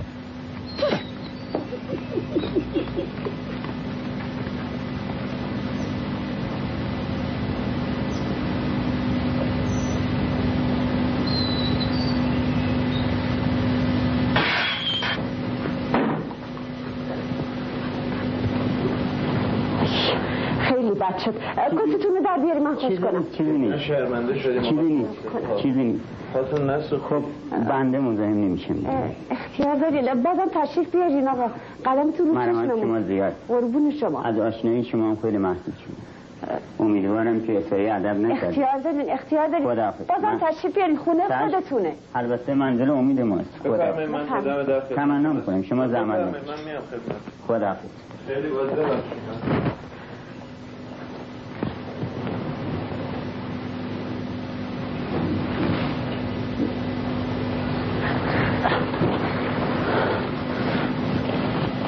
خیلی بد شد. شما میخواین منو حرامم کنی؟ دوره ما چی بود والا؟ وقتی یکی در میزد دیگه گوش رو گوشتمون نبود. تو همش تو فکر خودتی. همش. کاش که به فکر خودت. شکوه تو نمیدونی من چه زجی میکشم وقتی میبینم همینجور جلو چشای من داری میگردی و پیر میشی. وقتا میگه چی؟ بابا من وقتی که سن تو بودم از این تازه دنیا اومد بود. بچه دویم من. وقت میگه چی؟ اول اینکه یه دست پایی واسه خودت بکن. بابا سری به جنبونی. آخه یه کاری بکنی. لا اله الا الله. من بدم نیاد ازش. شما چطور عزیز؟ چه میدونم والا خودش بپرس. آدم چیه من خوشش نیومده؟ اگه میخواین از شرم خلاصشون خب بدین. تو انگار دماغت باد داره. حالا یکم معیوب چه معنی داره؟ بابا مرد باستا تو سوراخ دماغ داشته باشه. نوازش کلی مستقلات واسه خودش داره. بابا مالکه اصلا مستقل بگیره. از وقتی هم که باباش مرده با ننه و خواهرش توی خونه زندگی میکنه. باباش هم که مرده ننهش یه تیکه زمین خرده بغلش. پس فردا همچنین یه خوبی تونستی جا بیفتی یا میتونی خونه رو واسه خودت خرقش کنی. ایوونی که خودش مثل من نرمه والا. من با اون چطوری برم تو کوچه؟ قدش از اینجایی منه. با هم ریخت. خیلی خوب برو دوباره نندازی.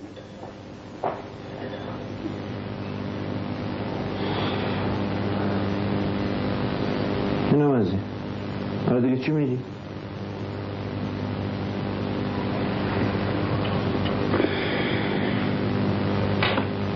کدومشون اجازه واسه خودشون؟ یا علی آخیش اگه تو کی هستی؟ تو همون قیصری دیگه. بابات هم دلاس بوده بادیه میذاشته رو سر یه مشت عمله و کله پس. ننش هم که همه میشناخته. روغی برزنگی صبح تا شب دستاش تو شاشگاه بچه های مردم بود. یادش خاک زغال گوله میکرد. حالا یه دیگه فرش به خودت دیدی قمپاز خانوم؟ چی شده عزیز؟ دیگه چی میخواسته بشه؟ حرفی زدن چیزی گفتن. آره آب پاکی ریختن رو دستمون رفت. گفتی اگه سر بگیره ممکنه جداشین؟ آره گفتم همه اینا رو گفتم اگه ما رو میگین من و شکم حاضرین والا به خاطر از نه والا به خدا اینو از صدق دل گفتم. ما پا میشدیم میرفتیم تو خونه الهیت. چی گفتن؟ حال اون ماچه سگو که میدونی یه تابی به ابروهاش انداخت و گذاشت نوردش گفت میدونی چی انیس خانم جون گلیمون یه پسردایی داره جناب سروانه. اون سفر که اومد تهرون بابت یه گلیمون یه قولی گرفت و رفت. چه اینجور؟ بعدش هم بفهمی نفهمی حالیم کرد که خانم معلم و کاسبکار خوشش نمید. گلدار خودش چی میگه؟ اون نشسته بود عین ما چارگوشه با چه فیسی لالمونی که جای خوش سلیقه. آره باش که من کاسبکارم. لابد رختم چربه تنم بود گریس میده. همه این مالانه که ما زیادی عزتشون کردیم. آره من میدونستم اینجوری میشه. آخه اگه میدونستی چرا گذاشتی من برا پیش این گدا گدولا رو زمین بیافته آخه؟ خب حالا نشد که نشد. آسمون که زمین نیومده. تو دنیای به این گندگی این همه دختر ریخته که دخمه هاشون دارن میتوشه. هیچ کم خبردار نیست. یعنی یکیش هم واسه زیادی آخه. خوشک شانس.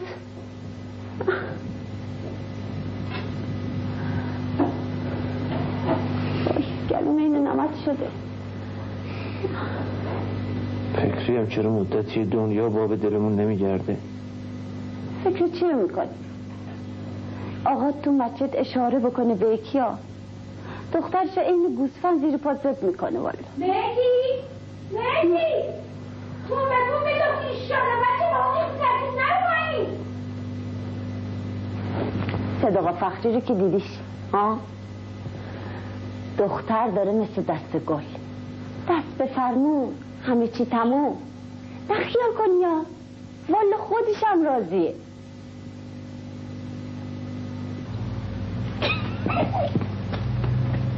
کیه؟ اشکی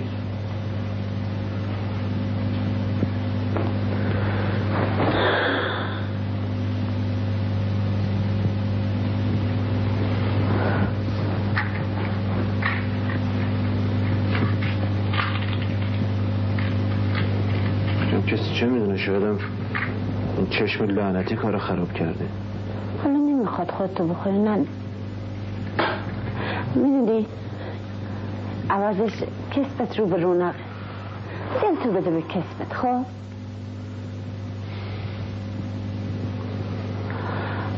تو راست میگی. زندگی این نخل شده که جاش گره خورده باشه. تو هم که همیشه تو زندگیت غم یه چیزی رو داشتی، یه چیزی که هیچ موقع دم دستمون نبوده. آخه زندگیمون هیچ وقت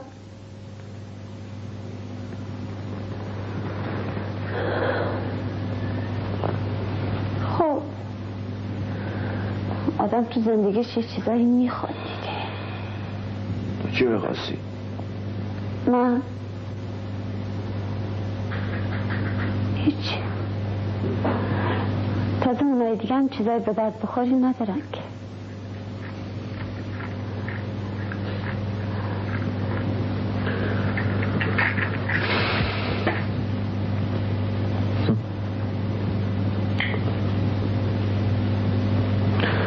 عزیز منو ببخش. باز چی؟ من وقتی خورده عصبانی شده بودم.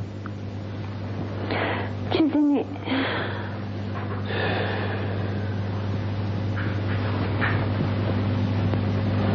تو از من دلت گرفته؟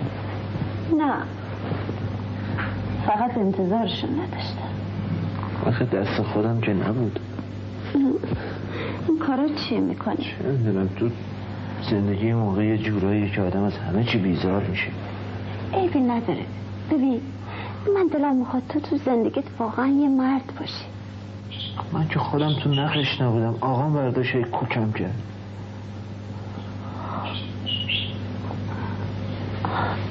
میدونی چیه؟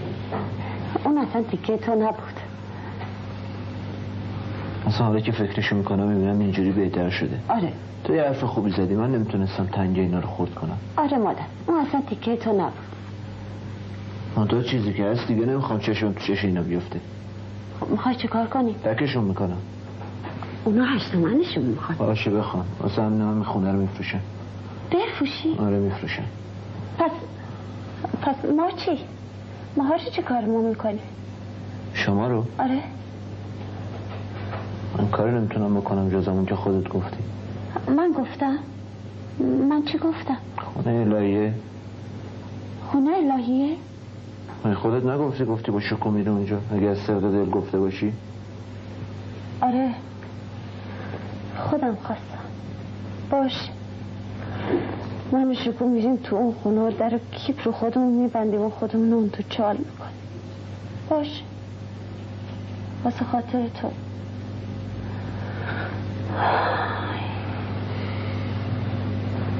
اون خونه فعلا باید بمونه. دیگه آب از سرمون گذشته آقا. باز یه فکر دیگه ای بکنی. فکر دیگه؟ مگه این که اینا رو ولشون کنین سر گذر؟ گرهی که با دست باز میشه عاقل با دندون باز نمیکنه. شما منظورتون چیه؟ من تو رو آدم عاقلی میدونستم. خب میگین یعنی چیکار کنیم؟ زندگیمونو میکنیم. بله زندگیمونو میکنیم ولی اینجا نه. تو هر جوری که دلت بخواد میتونی زندگی بکنی. حتی شبا میتونی بری تو مغازت بخوابی. اتفاقا همین خیالم دارم. اما اگه خیال داری پول اینا رو بدی این راهش نیست. راهش همونی که من قبلا گفتم. این خونه رو دلال بندازین. به من نمیفهم تو چته. چرا این دفعه پشت رو شدی؟ آقا اگه ما رو میگید من به همینشم رضا. خیلی خب بفرمایید. حالا چی میگی؟ میگم نه. تو ببین من دارم کلافه میشم. آقا اگه این خونه به دردمون نمیخوره چرا کلکش نمیکنین؟ حالا که همگی دست اون طرف اون خونه درازه. من شما این اون هممون. یواش صدات 7 خونه میره. 3 ماه من دارم با مالک اون سر اون نفشه کلنجار میرم. جون عزیز داشته 15,000 تومان مغازه رو سرقفلی گشته. شما خودتونم میدونین من در بساط ندارم. تازه قسم ماشینی هم که وارد کردم سنگین همش میترسم نکنه وسط را بمونم. اینی هم که من دارم میگم این خونه واسه اینه که اولا یه کمکی بهتون کرده باشم، بعدش من میخوام پولام بندازم تو جریان بلکه دست و بالم واشه. ولی خب این خوب فکریه. بعد خوب فکریه ولی شرط داره. شرطش هم اینه که اینا رو تو اون خونه الهی جا بدین. آقا اگه ما رو میگی هر جور که شما صلاح بدین. وقتی گفتم نه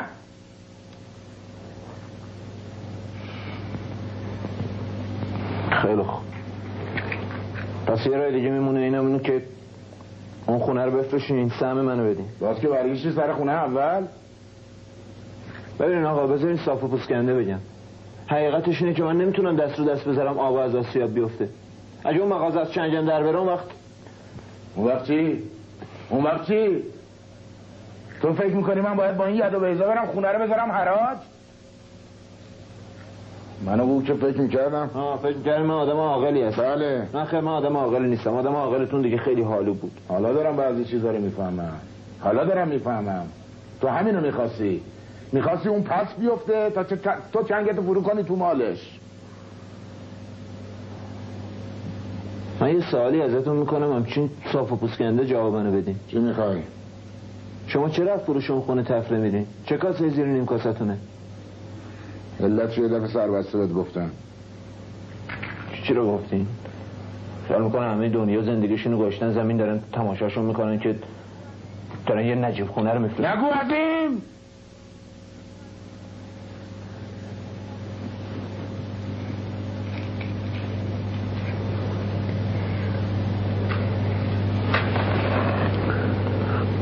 ببین آقا من میگم واسه پاک کردن اون لکه هم که شده باز اون خونه رو یه جوری سربنیز کنین.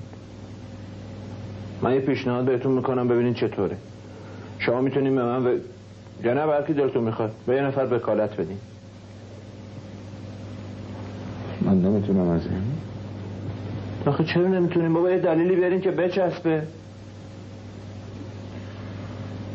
فعلا تو اون خونه آدمه.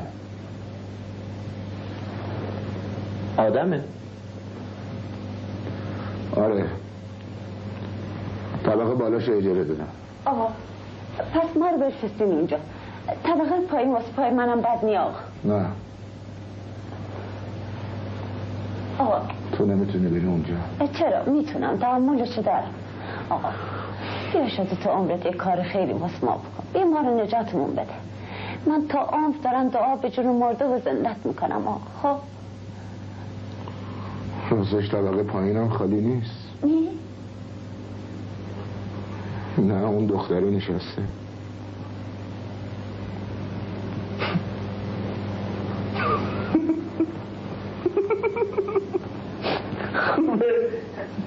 من نمیخواستم این کارو بکنم عظیم، اما بعد جوری تو فشار مونده بودم مثل اینکه دنیا رو دوشم سنگینی میکرد. من نمیتونستم مایی 300 تومن اجاره اون دختره رو بدم. نمیتونستم. خب پس دیگه مثل اینکه جایی واسه ما نمود. این خونه رو که میفروشی؟ اون خونم که اون تو. یه فکری به نظرم رسید. شما رو میبرم مسجد. مسجد؟ آره اون تایی 5 داری هست، شما رو میبرم اونجا. دستت در نکنه آقا. مسجد موقتا خوبه، حداقل این حسن رو داره که اجاره نمیدی. انیس دیده آخر عمری چجوری عاقبت بخیر شدی. مسجد تو چی؟ تو دلت میاد ما بریم مسجد؟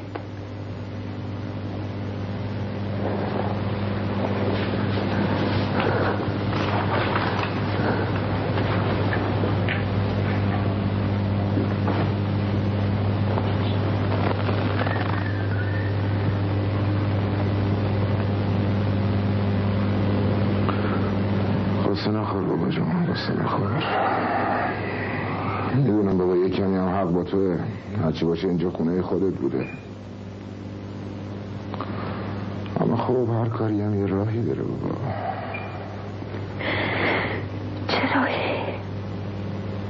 وقتی اون بهم پشت کنه اگه رو یخ شد من خودم باید صحبت میکنم. اون فعلا برزخه، بذار بره یه خورده فکر کنه. من قلقشو میدونم، اون مثل کفتر چایی میمونه، میره چند تا ملق میزنه و بر میگرده. اون غیر از شما هیچ کسو نداره، هیچ وقت دلش نمیاد اسیر خونه های مردمت بکنه.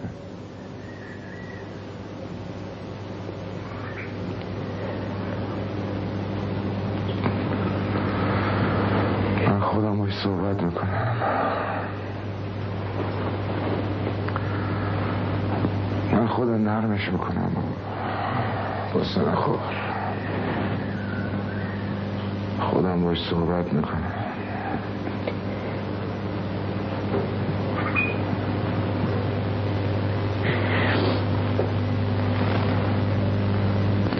کجا میخوایی بریم؟ میخوام برم شابدالعظیم یکم گریه کنم. مامان تو یهو چیت شده؟ هیچ. اینجا سرش چی بود داد و بیداد میکردیم؟ گفتم که هیچ. ولی من حرفاتون رو شنفتم. آره میخوام واسه این خونه دلال بندازم. خب باباتم میخواد ما رو برفسته مسجد. من سر آخر به اون خونه الهی هم رضا داده بودم که اونم اونجور شد. من واسه خاطر خودم نیست که.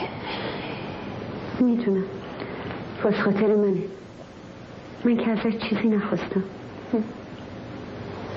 تو چی بخوای چی نخوای یکی باز ازت نگهداری کنه. من باز که شروع کردیم ناگاه و تا دومش رسوندن، حالا اینجوری پس میکشن. خدایا دارم خفه میشم. تو چی خیال میکنی؟ که من همون شکوه بی دست و پای چند سال پیشم؟ تو این ترون لعنتی سگ صاحبشو نمیشناسه. تو چی کاری از دستت برمیاد آخه؟ تو این شهر آدم 1000 تا کار میتونه بکنه. چه کاری؟ باز اگه میتونستی معلم بشی یه چیزی. خیاطی که بلدم، میتونم تابلو بزنم. سردر مسجد؟ حالا کی گفته مسجد؟ بابات اینو خواسته. دیگه هیچ کی حق نداره واسه ما بزرگتری کنه. قصه نخور مامان، من خودم ازت نگهداری میکنم. من تو رو از اینجا میبرمت یه جای خوب که دیگه فکر هیچ چیرم نکنی. برات آدم میگیرم که دیگه مجبور نشی کار کنی.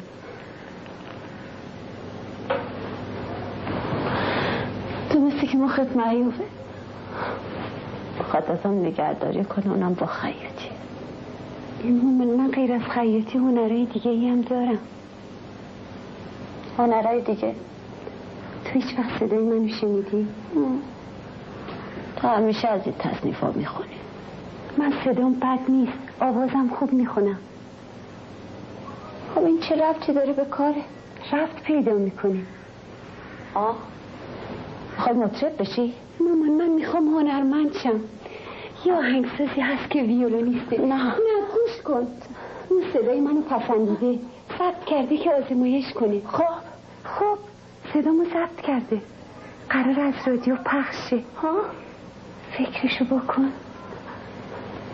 بعد خیلی سر صدا میکنه، عکسمو تو مجله میندازن. اون وقت دیگه از دست این چرخ فکستنی و این سوزنای سطح غاز راحت میشم. خب تو بابا تو چی کار میکنی؟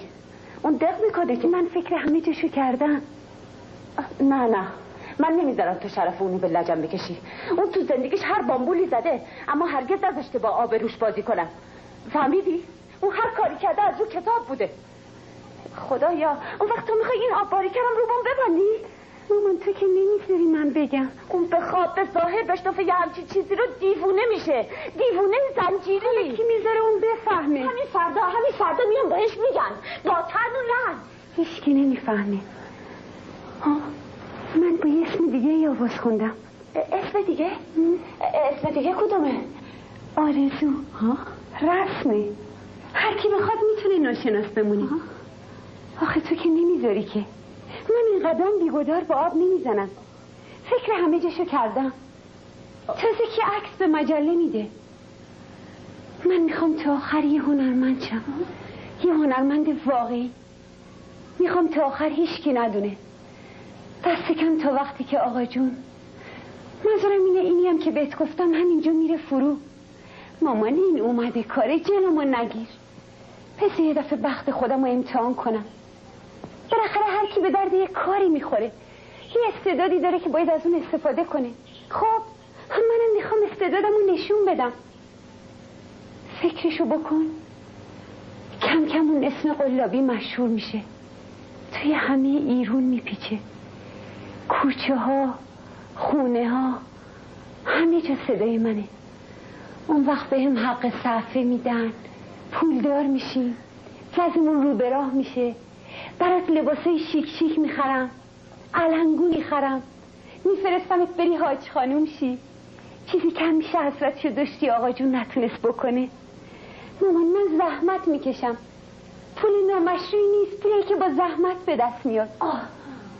مامان چت شده؟ قنداق میخوری؟ روداب بیچه مامان.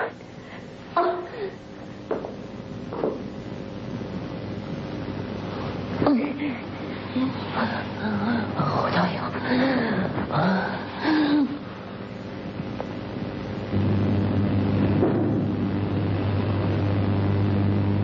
کیه؟ تو اون اتاق کسیه؟ کسی نیست، منم. سلام علیکم. سلام علیکم. چه کار میکردی؟ لباس هم عوض میکردم. چطور میگه؟ هیچی. چشمت چطوره؟ فرقی نکرد. خب باید استراحت کنیم. آره استراحت خوب چیزیه.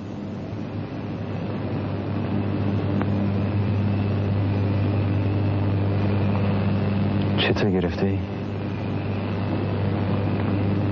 یعنی تو نمیدونی؟ من فقط میدونم تو ناراحتی، همین. بازم خوبه؟ اونم بی خود. چطور؟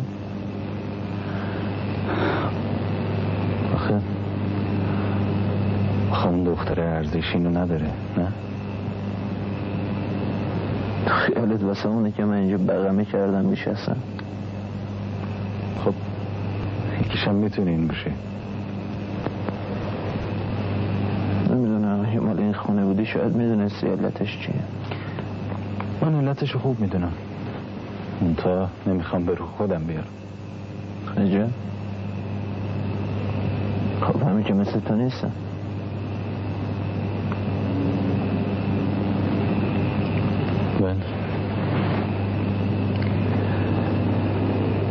شنیدم خونه رو بفروشیم. نظر تو چیه؟ چی بگم والا؟ آره میخوایم بفروشیم. خب عزیز شکر چی کار میکنیم؟ خونه رو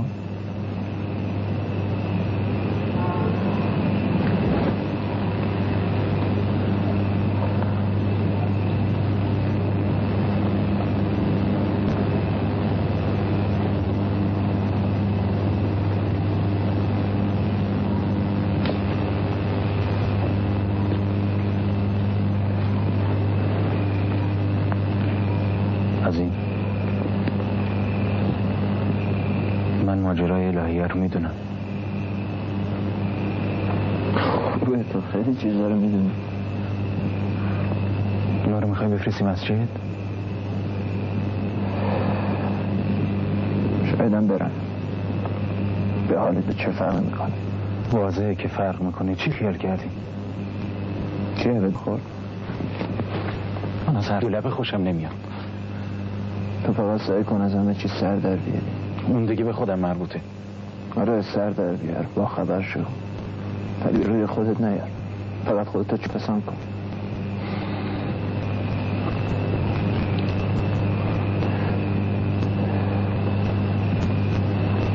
برو بیلیارد و البته برو خانم بازی. برات پنیر قاچ میکنه. خودش کردی گذاشتی زیر دوشه.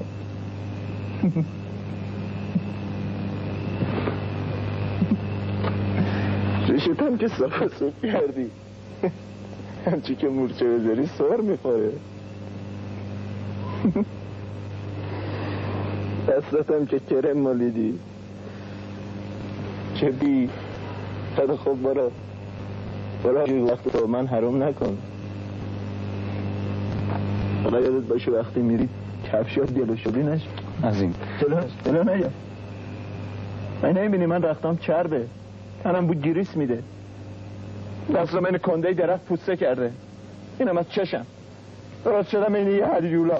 من هیولام. جلو نیا. من درست میخورم. منظورت از این حرفا چیه؟ یه ریز داری نیش میزنی.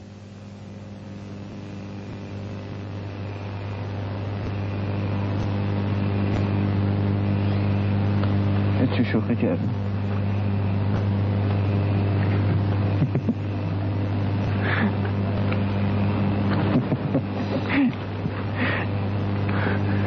با من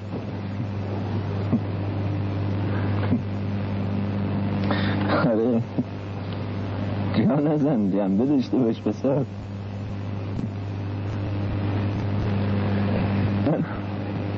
من شاید می‌بینم تو یه قراری با رفقات داری نه؟ اونا منتظرن که بری. خب برو یه دفعه دیگه بشین کنج کافه توف کن بریشو بابات. برو ریغ بزن به زندگی. برو حرفای گنده بزن. چیه؟ چرا نمیری؟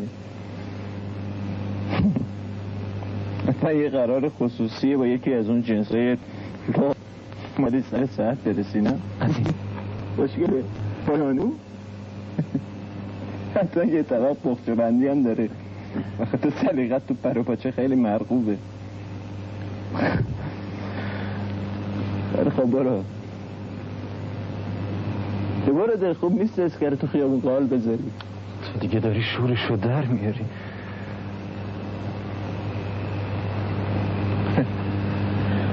فهمیدم چرا نمیری. پول میخوای نه؟ خب بگو من بهت پول میدم دیگه. بیا چقدر میخوای؟ بیا اینا پول دیگه برده. اینا پول یه مفعلگیه. قیمت چشم من. میدونستی براده آهن پریده پرده چشم پاره کرده؟ میدونی ولی به روی خودت نمیاری. فقط دلت خوشه که حالمو میپرسی. چشمت چطوره؟ یه خورده استراحت کن. تموم شد، وظیفت انجام دادی. ولی وقتی 14 ساعت پشت دستگاه قوس کردم براده آهن میخورم که شما رو بگردونم کجایی؟ وقتی میام خونه از زور خستگی بیهوش میشم کدوم جهنم دره موندی؟ تو باشگاه نشستی داری آبجو میخوری، تا این صف سینه ها وایسادی با یکی مثل خودت داری بازای پرپسلی میکنی، در صورتی که مادر خواهرت دارن میرن مسجد.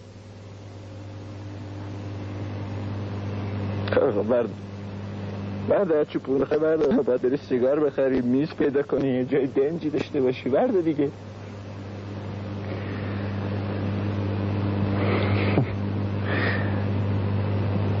تو این خونه فقط دلخوشیم به تو بود. آره، چون من توی خودم ملسه، چون یه خورجین گنده هستم واسه گهکاریه تو.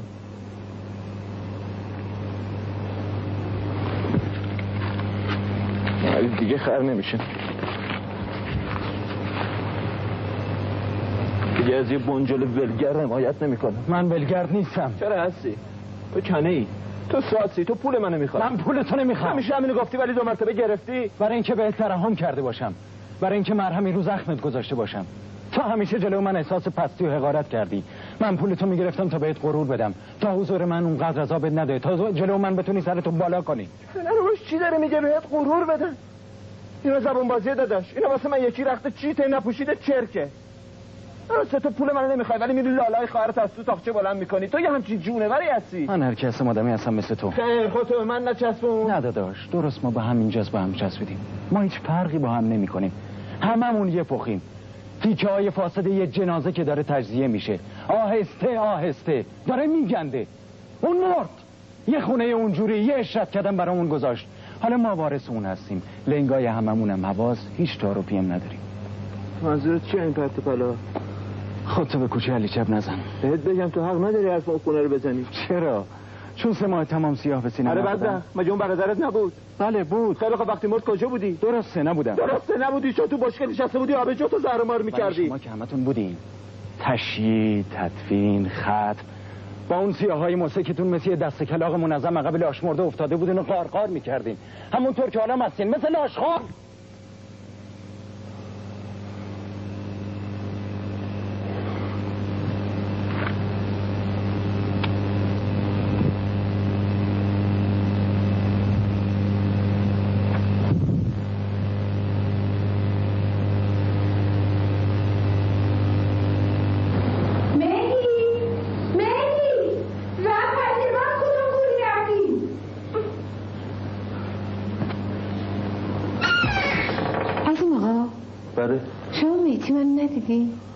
نه خیر.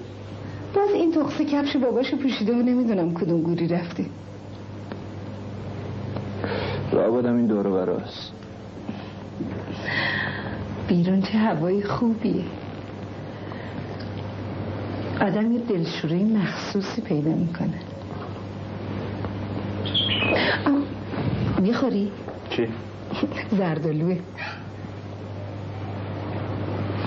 همچی یکم کسل به نظر میاد. نه کسر خواب دارم. واسه چی؟ مگه مال تو آب برده؟ مال تو حیاته؟ آره مابرونه.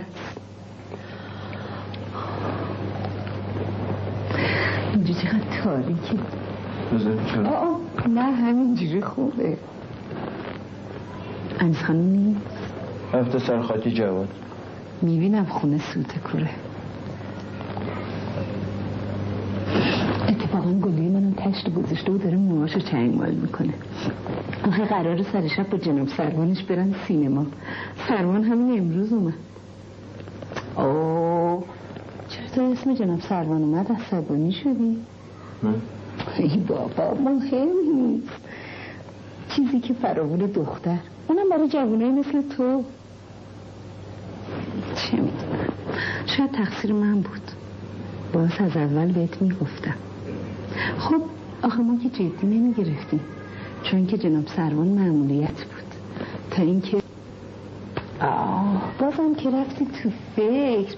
حالا نمیخواد انقدر خودتو بخوری. زندگی ارزش این حرفا رو نداره. این چه صداییه؟ این شده زندگی من. یه خور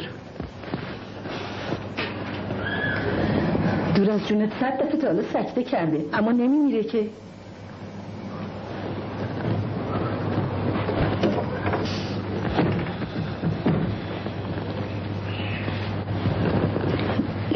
بیرون هوا چقدر خوبه.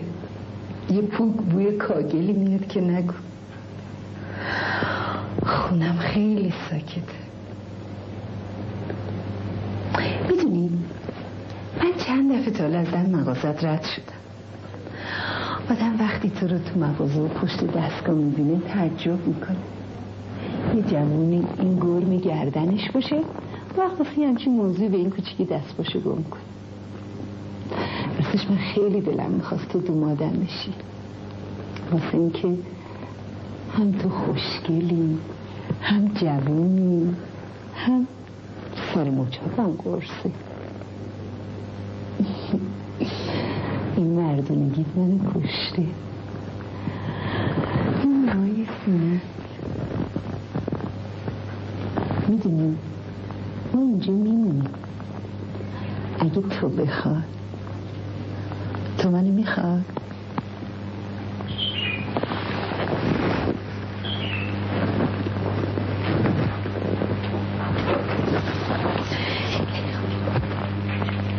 قیصر خانم، قیصر خانم. سلام علیکم موسی خان. سلام علیکم آقا بالا. ببخشید شما عیال بنده رو ندیدین؟ چرا از من میپرسی؟ نمیدونم والا. قیصر خانم، قیصر خانم، قیصر خانم، خانم.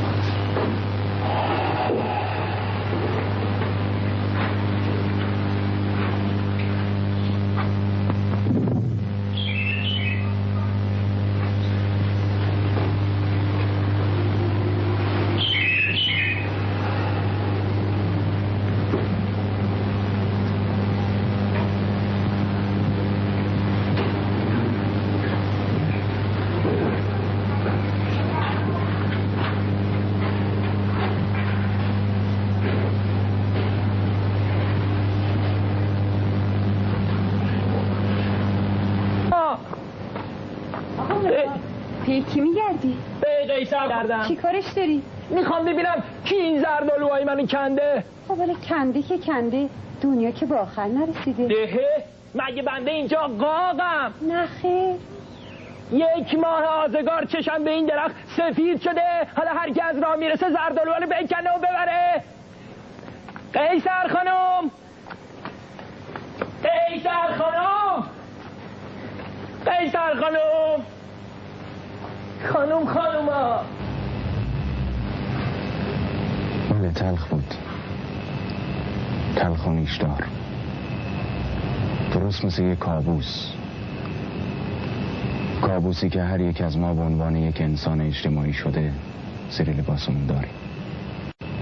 فقط یه نیشتر لازمه. یه نیشتر کوچولو به کوچیکی اون مرد معیوب که زیر اون درخت چنار وایساده بود. اون کافیه که اون دو مرگ سر باز کنه و همه چی شروع بشه.